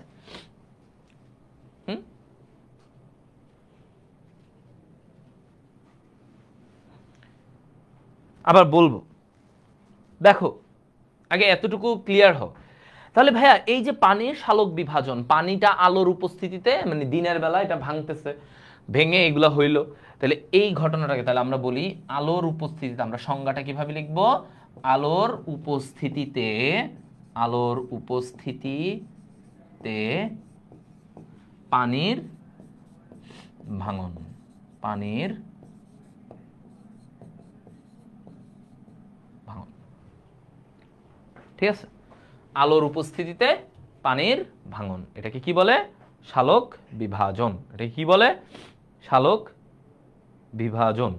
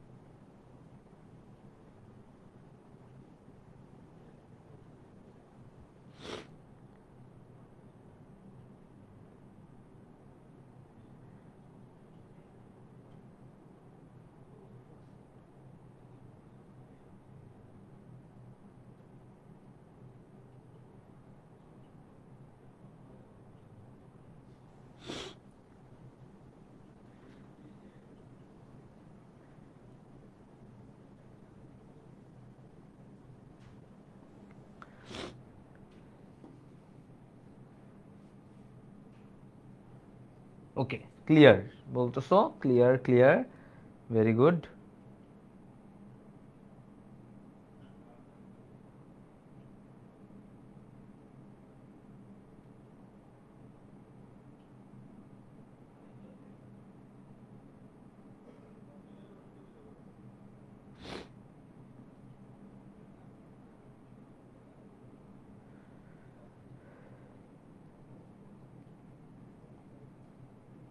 ওকে, আরেকবার ভাইয়া।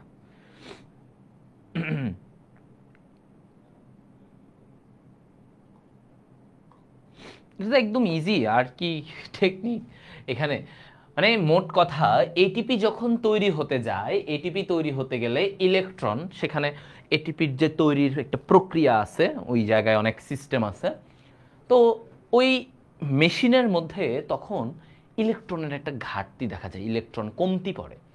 তো তখন কি হয়, এখন ইলেকট্রন ঘাটতি, তাহলে তো হবে না, তাহলে তো মেশিন চলবে না, আর মেশিন না চললে ইলেকট্রনও মানে এটিপিও তৈরি হবে না। তো এই মেশিনটাকে চালানোর জন্য তোমার তখন ইলেকট্রনটাকে সাপ্লাই দিতে হবে, যে না এখানে ঘাটতি হয়ে গেছে, ইলেকট্রন সাপ্লাই দেব। এই ইলেকট্রনটা আসে কোথা থেকে, এটা আসে পানি থেকে। তো পানি কি করে, ও ভেঙে যায়, ভেঙে দুইটা হাইড্রোজেন আয়ন তৈরি করে, আর ওই দুইটা হাইড্রোজেন আয়ন থেকে দুইটা ইলেকট্রন পাওয়া যায়। তো এরপরে দেখো এখানে যখন পানিটা ভাঙলো, হাইড্রোজেন আয়ন তৈরি হলো, এই দিক থেকে কি হয়, হাফ অণু অক্সিজেন তৈরি হয়, হাফ অণু অক্সিজেন তৈরি হয়, সেই অক্সিজেনটা উপজাত হিসেবে নির্গত হয়, মানে ওই যে বিক্রিয়ার সাথে যে অক্সিজেন বের হয় না, গ্লুকোজ প্লাস অক্সিজেন, সেটা। আর এইদিকে এই যে পানিটা ভাঙলো, কার জন্য ভাঙলো, মানে আলো এসে ওকে ভাঙছে, আলো উপস্থিতিতে সে ভাঙছে। এ কারণে এটাকে বলা হয় ফটোলাইসিস অব ওয়াটার। ফটো মানে আলো, লাইসিস মানে ভাঙা, যে কোনো লাইসিস মানেই ভাঙা। তার মানে আলোর উপস্থিতিতে পানির ভাঙন, আলোর উপস্থিতিতে পানির ভাঙন। ওকে,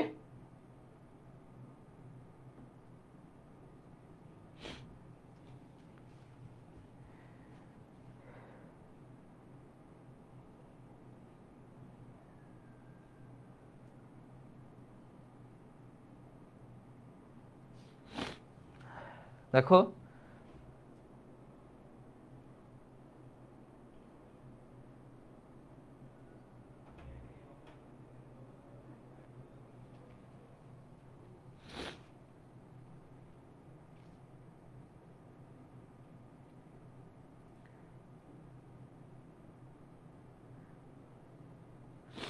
ওকে, এবার আসো এখান থেকে অন্ধকার পর্যায়ে আমরা মানে সালোকসংশ্লেষণ ব্যাপারটা একটু শেষ করব, তাহলে আমাদের মানে এই টপিকটা হয়ে যাবে। তাহলে অন্ধকার পর্যায়ে কি ঘটে দেখো, অন্ধকার পর্যায়ে আমার গ্লুকোজ তৈরি হবে। আমরা তখন বলছি যে এই এটিপি এনএডিপিএইচ এগুলোকে ব্যবহার করে আমার এখানে মোট কথা গ্লুকোজ তৈরি করতে হবে। ওকে, তো অন্ধকার পর্যায়ের দুইটা সিস্টেমে গ্লুকোজ তৈরি হতে পারে, তোমাদের বইয়ে যেটা দেওয়া, একটা হচ্ছে C3 চক্র, অথবা এটাকে বলা হয় ক্যালভিন চক্র। কি বলা হয়? ক্যালভিন চক্র, ঠিক আছে, ক্যালভিন চক্র। এইভাবেও এই চক্রের মাধ্যমেও গ্লুকোজ তৈরি হতে পারে। আবার C4 চক্র, C4 চক্র, অথবা এটাকে আরেকটা বিজ্ঞানীর নাম অনুসারে বলা হয় হ্যাচ স্ল্যাক, হ্যাচ স্ল্যাক চক্র,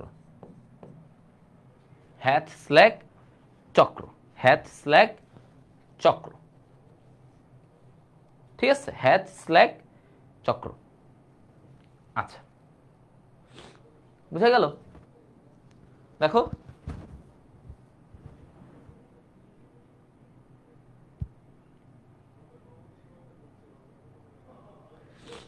ওকে,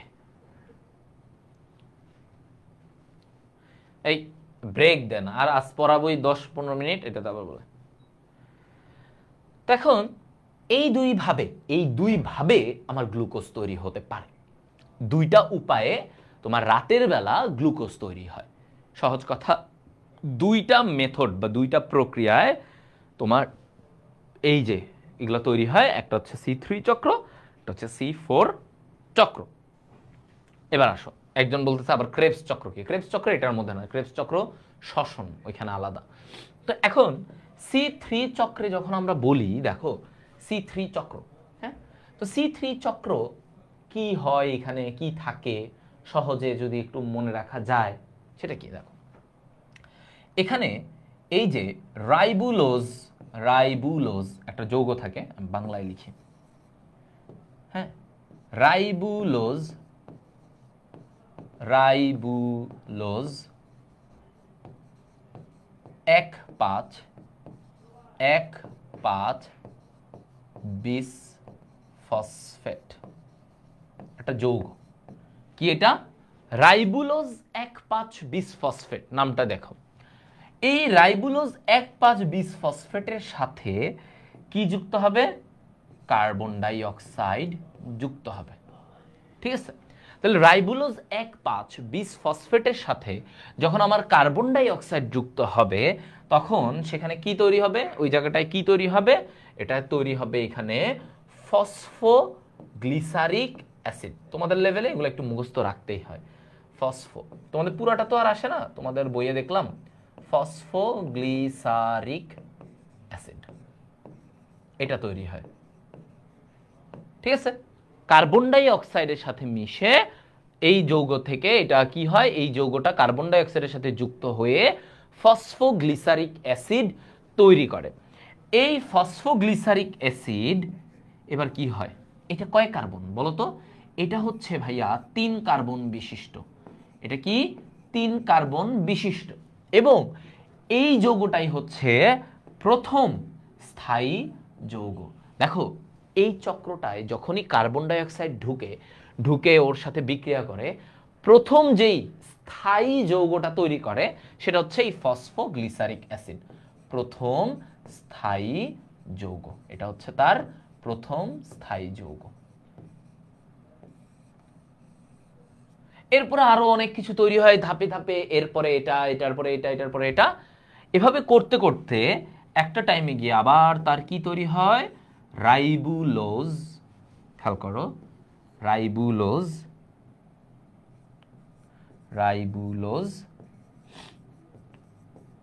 5-ফসফেট। এরকম অনেক ধাপ মিলে মিলে এটা তৈরি হয়। এবং এই ধাপগুলোর মাঝেই কি ব্যবহৃত করে, ও কি ব্যবহার করে জানো? ওই যে আমরা তখন দেখলাম না NADPH+H+, সেটাকে সে ব্যবহার করে। সেখানে সে করে কি, দুইটা হাইড্রোজেনকে দিয়ে দেয়, এই যৌগ এখানে দিয়ে দেয়, কারণ এটা দরকার। তুমি খালি এইটুকু বুঝো যে আমরা যে একটু আগে পড়লাম যে দিনের বেলা ভাইয়া ATP আর NADPH এগুলা কি হয়, মানে তৈরি হয়, এবং এগুলাকে ব্যবহার করে রাতের বেলা গ্লুকোজ হয়। তো সেটাই তোমাদের এখানে দেখাচ্ছি যে ভাইয়া এই জায়গায় তখন কি হয়, এদিকে NADPH এই যৌগটা দুইটা হাইড্রোজেনকে ছেড়ে দেয়, এবং এর মাঝখান থেকেই কি তৈরি হয়ে যায়, গ্লুকোজ তৈরি হয়ে যায়। এগুলো আরো ছোট ছোট ধাপ আছে, তোমাদের লেভেলে লাগবে না। তো এর মাঝখান থেকে কি তৈরি হয়ে যায়, গ্লুকোজ তৈরি হয়ে যায়, গ্লুকোজ তৈরি হয়ে যায়। আর এদিক থেকে তোমার কি হলো, রাইবুলোজ 5-ফসফেট তৈরি হয়ে গেল। এই রাইবুলোজ 5-ফসফেট থেকে যখন আবার এই যে আবার সেম জিনিসটা তৈরি হবে, রাইবুলোজ 1,5-বিসফসফেট, এটা তৈরি হওয়ার সময় কি হয়, এটা তৈরি হওয়ার সময় এখানে এটিপি ভেঙে, ওই যে তখন বললাম এটিপিও ব্যবহৃত হয়, এখানে একটা শক্তি লাগবে না, এটিপি এডিপিতে পরিণত হয়। এটিপি যখন এডিপিতে পরিণত হয় তখন এখানে একটা সে ফসফেটকে ছেড়ে দেয় এবং শক্তি দেয়, শক্তি দান করে। আমরা বলছি এটিপি ভাঙা মানেই শক্তি তৈরি হওয়া, তাহলে এখানে শক্তি হয়ে গেল। এই শক্তিটাকে ব্যবহার করে বা এই ফসফেটটাকে দিয়ে তারপরে রাইবুলোজ 1,5-বিসফসফেট হয়ে গেল। এতটুকু। এগুলো তোমাদের লেভেল থেকে একটু বেশি, বাট এগুলো একটু জানা লাগবে, নাইলে আসলে তুমি আগা মাথা বুঝবা না, কোনো রকম মুখস্থ লাগবে। তাহলে তুমি যদি এইটুকু বুঝো যে ভাইয়া C3 চক্রে কি হলো, আগে থেকে একটা যৌগ থাকে রাইবুলোজ 1,5-বিসফসফেট, সেটার সাথে কার্বন ডাই অক্সাইড যুক্ত হয়ে সেখানে ফসফোগ্লিসারিক অ্যাসিড তৈরি হয়। ফসফোগ্লিসারিক অ্যাসিড তারপরে কিসে পরিণত হলো, রাইবুলোজ 5-ফসফেটে পরিণত হয়ে যায়। আচ্ছা, রাইবুলোজ 5-ফসফেট থেকে তারপরে রাইবুলোজ 1,5, এবং রাইবুলোজ থেকে যখন রাইবুলোজ 1,5 হয় তখন এখানে এটিপি ভেঙে এডিপি হয়, তার মানে এখানে একটা ফসফেট বের হচ্ছে, যেই ফসফেটটাই রাইবুলোজের সাথে এই 5-ফসফেটের সাথে যুক্ত হয়ে 1,5-বিসফসফেট, বিস মানে কি 2, এটা হয়ে গেল।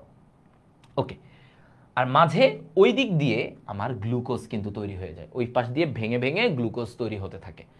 তো এই হচ্ছে C3 চক্র, যে C3 চক্রে একটা চক্রের মতো চলতে থাকে, মাঝখান দিয়ে গ্লুকোজ তৈরি হয়, চক্র চলতে থাকে, মাঝখান দিয়ে গ্লুকোজ বের হয়ে যায়। বুঝা গেল?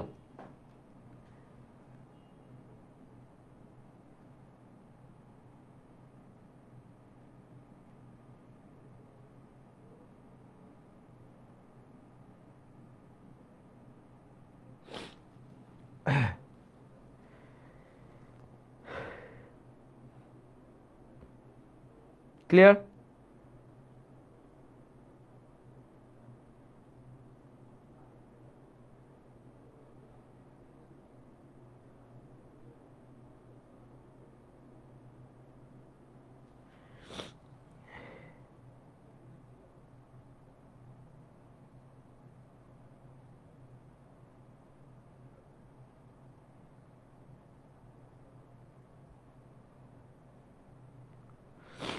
ওকে,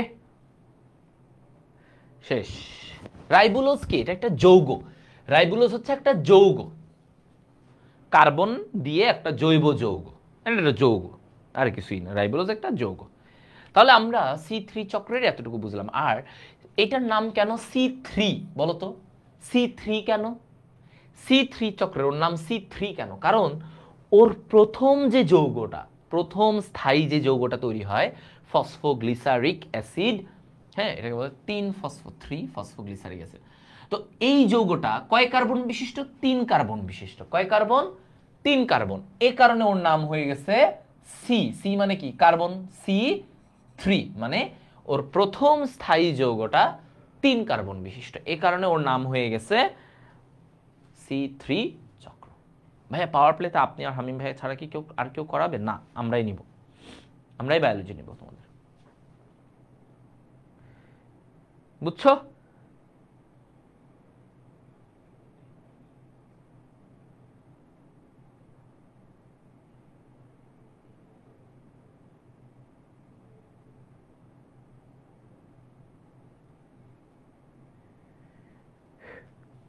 ডান। তাহলে এবার আসলে লাস্ট আমাদের C4 চক্র নিয়ে আমরা এখন আলোচনা করব। C4 চক্র নিয়ে। তো C4 চক্রে কি ঘটে এটা আরেকটা, যেমন আমি তোমাদের বলি C3 চক্র কাদের ক্ষেত্রে হয়? C3 চক্র হয় হচ্ছে ভাইয়া এই যে আমরা বলি আম, কাঁঠাল, ধান, এগুলাতে, হ্যাঁ এই সব যত আমাদের আশেপাশে ম্যাক্সিমাম উদ্ভিদে কি হয়? C3 চক্র, মানে এই প্রক্রিয়ায় গ্লুকোজ তৈরি হয়, এই প্রক্রিয়ায় গ্লুকোজ কি হয়? তৈরি হয়। এটা হচ্ছে এখানের পার্ট। আচ্ছা, তো এখন আসো এখানে C4 চক্রে কি ঘটে, এটা কাদের হয়? তাহলে ভাই C3 চক্র আপনি বলতেছেন আম, জাম, কাঁঠাল ম্যাক্সিমাম জায়গাতে এটা হয়, C4 চক্রে মানে এই চক্রটা বা এই চক্রের মাধ্যমে যে গ্লুকোজ তৈরি হয় এগুলা কোন উদ্ভিদে পাওয়া যায়? এগুলা কোন উদ্ভিদে পাওয়া যায়? তো আমি যদি বলি C4, এগুলো খুবই লিমিটেড কিছু উদ্ভিদে আমরা পাই, যেমন আমাদের হচ্ছে ঘাসে পাওয়া যায়, হ্যাঁ ঘাস, ভুট্টা, তোমরা জানো ভুট্টা চিনছো? ভুট্টা, আখ, এটা তো সবাই খাইছো তাই না? আখ। তাহলে এই যে এই উদ্ভিদগুলোতে আমরা পেয়ে থাকি, এই উদ্ভিদগুলোতে পাওয়া যায় C4 চক্র। আচ্ছা, তো তো এখন দেখো কিভাবে হইল C4 চক্রটাতে কিভাবে তারা গ্লুকোজ তৈরি করে। হ্যাঁ এটাও একটা চক্রের মতো, এগুলো এইচএসসি তে অনেক বিস্তারিত পাবা। তো প্রথমে আমরা জাস্ট একটা তোমাদেরকে আইডিয়া দিই, মানে যেইটুকু তোমার লেভেলে যথেষ্ট, মোর দেন এনাফ তোমার লেভেলে। এটা হচ্ছে যে প্রথমেই আমার এখানে থাকে কি একটা ফসফোইনল পাইরুভিক অ্যাসিড, না ইয়ে রাখি, ফসফোইনল পাইরুভিক অ্যাসিড।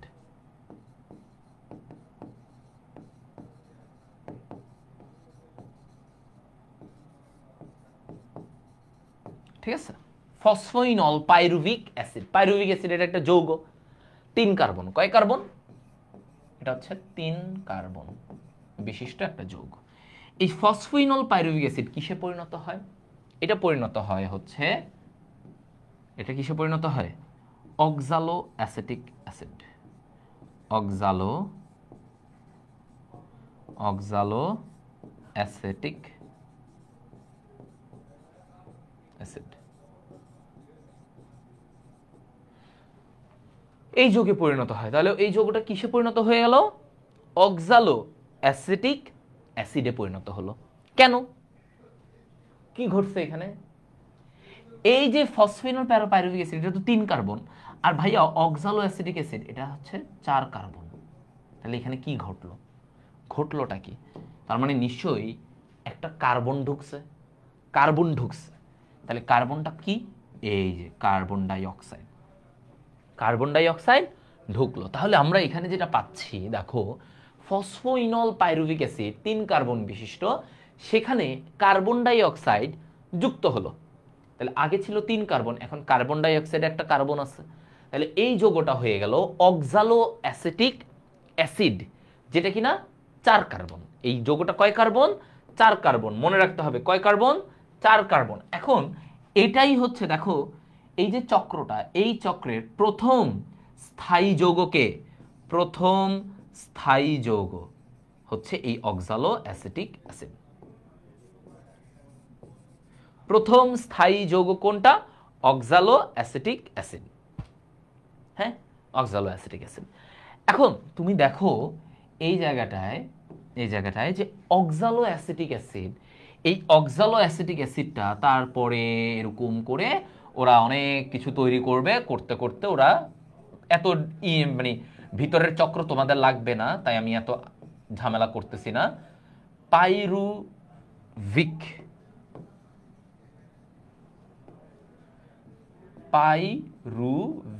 অ্যাসিড। এই তাহলে এখানে কি হলো? অক্সালো অ্যাসিটিক অ্যাসিড পাইরুভিক অ্যাসিডে পরিণত হলো। অক্সালো অ্যাসিটিক অ্যাসিড কিসে পরিণত হলো? পাইরুভিক অ্যাসিডে পরিণত হলো। তাহলে পাইরুভিক অ্যাসিড কয় কার্বন হলো? 3 কার্বন। ঠিক আছে, পাইরুভিক অ্যাসিডে পরিণত হলো। আচ্ছা, তো পাইরুভিক অ্যাসিড এর মাঝখানে, এই যে এক থেকে এই মাঝখানে, এর মাঝখানেই গ্লুকোজ তৈরি হয়ে যায়। এর মাঝখানে কি তৈরি হয়ে গেল? ওই যে ধাপের মাঝখানেই এখান থেকে গ্যাপে গ্যাপে গ্লুকোজ তৈরি হয়ে যায়। এই চক্র চলতে থাকে, মাঝখান দিয়ে গ্লুকোজ তৈরি হয়ে যায়। তো এখানে আবার কি করে? এরপরে এই পাইরুভিক অ্যাসিড থেকে যখন আবার এটা হতে যায়, পাইরুভিক অ্যাসিড আবার এই যৌগে পরিণত হয়, তখন দেখো কি হয়। এই জায়গায় এই পাইরুভিক অ্যাসিড থেকে যখন ফসফেইনল আবার ওই আগের যৌগটা তৈরি করতে যায়, তখন এখানে এটিপি ভেঙে আবার এডিপি। কেন এটিপি ভেঙে? শক্তি দিবে, কারণ আমার যৌগ তৈরি করতে গেলে তো শক্তি লাগবে এখানে। তাহলে এটিপি ভেঙে এখানে এডিপি দিবে, আর এডিপি দিলে এখানে একটা ফসফেট বের হয়ে যায় না? ফসফেট। সেই ফসফেটটা দেখো, পাইরুভিক অ্যাসিডে কোনো ফসফেট ছিল না। এটা যখন হতে যায় তখন এখানে ফসফেট, এই যে এটিপি ভাঙবে, এটিপি ভাঙলে একটা ফসফেট আসে। এই ফসফেটটা পাইরুভিক অ্যাসিডের সাথে মিলিত হয়ে কি হলো? ফসফোইনল পাইরুভিক অ্যাসিড। আগে ছিল পাইরুভিক, পাইরুভিক থেকে আবার যখন এই আগের যৌগটা তৈরি হতে যাবে, তখন এটিপি কি করবে? ভাঙবে, ভেঙে এখানে একটা ফসফেট দিবে। সেই ফসফেটটা পাইরুভিক অ্যাসিডের সাথে যুক্ত হয়ে ফসফোইনল পাইরুভিক অ্যাসিড তৈরি হবে। কি তৈরি হবে? ফসফোইনল পাইরুভিক অ্যাসিড। তাহলে হইলো, এরপর আবার সেম ভাবে এটা চলতে থাকে, তো চলতে থাকে, চলতে থাকে, তো চলতে থাকে। আর যতবার চলতে থাকবে এভাবে করে গ্লুকোজ তৈরি হতে থাকে। যতবার এভাবে একটার পর একটা এমনি যাইতে থাকবে, মাঝখান দিয়ে গ্লুকোজ তৈরি চলতেছে, চক্র চলতেছে, এরপরে মাঝখান দিয়ে গ্লুকোজ তৈরি হয়ে গেছে। আর আমরা যে বলছিলাম ওই যে দিনের বেলা এটিপি ব্যবহার হয়, তো দেখো এই যে এটিপি ব্যবহার হয়ে গেছে। দিনের বেলা যে এটিপিটা তৈরি হয়েছিল সেটা এই রাতের বেলা এসে হয়ে গেছে। ঠিক আছে, ওকে।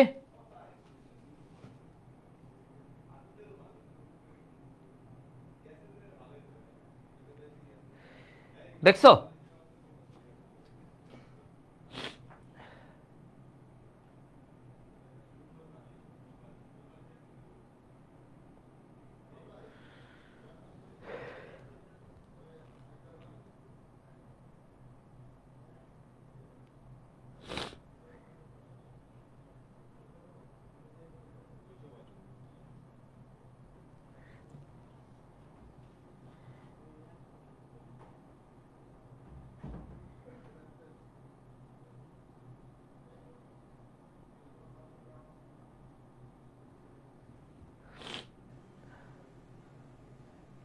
দেখো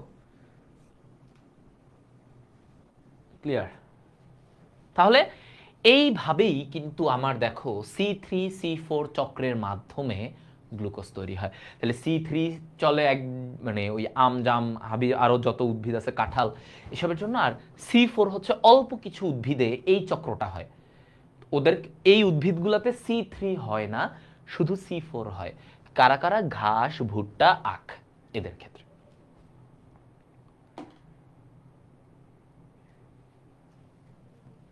বুঝতে পারছো?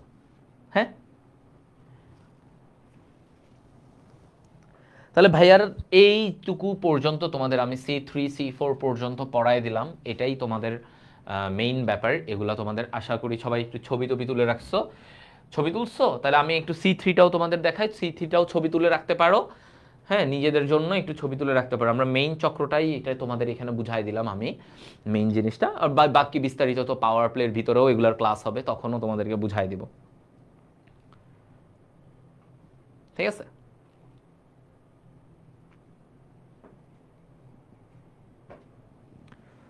ভাই ক্যাম সিএম লাগবে না? না না, সিএম এত লাগে না। C3 C4 এগুলাই যদি লিখতে পারো তাহলে 100তে 100। ঠিক আছে?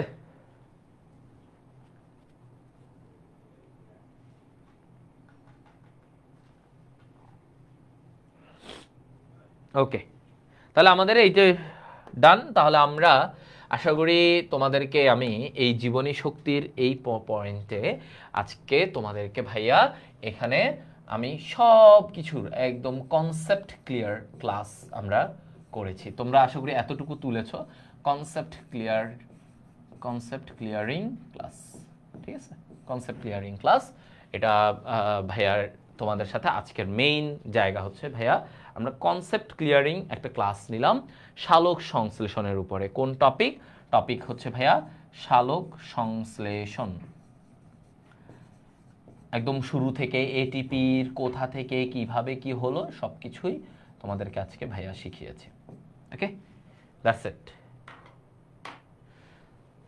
ওকে, সো তোমরা কেমন লাগলো? এবং তোমরা অবশ্যই পাওয়ার প্লেতে আমরা এইভাবেই পড়াবো, আমি এভাবেই পড়াবো। পাওয়ার প্লেতে হৃদয় ভাইয়া থাকবো, সাথে তোমাদের হামিম ভাইয়াও থাকবে। আমরা এইভাবেই বায়োলজি আরও পড়াবো, হয়তো ক্লাসগুলো আরও বড় হবে, শিখাবো তোমাদেরকে অনেক কিছু ডিটেলসে। তো তোমরা অনেকেই 2 ঘন্টা ধরে অনেক স্টুডেন্টরাই পাশে ছিলা, প্রায় 160 জনের মতো, 170 জনের মতো আমি এখন দেখতে পাচ্ছি। তো আমরা ক্লাস বেশি দীর্ঘায়িত করবো না, পাওয়ার প্লের ক্লাস আরও অনেক একটু বড় হবে। তো তোমাদের নোটটা জানাও ভাইয়ার সাথে, এটা তোমাদের SSC 25-এর প্রথম ক্লাস।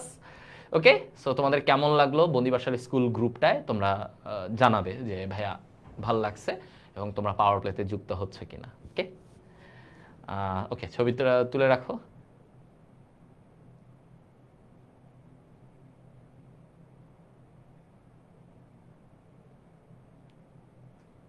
ওকে, তো পিডিএফটা দিয়ে দেওয়া হবে ইনশাল্লাহ। এই ক্যাপশনের লিঙ্কে এই পিডিএফটা দিয়ে দেওয়া হবে, লাইভের লিঙ্ক ক্যাপশনের লিঙ্কে দিয়ে দেওয়া হবে।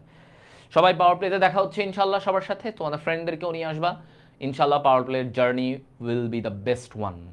আল্লাহ হাফেজ, টাটা।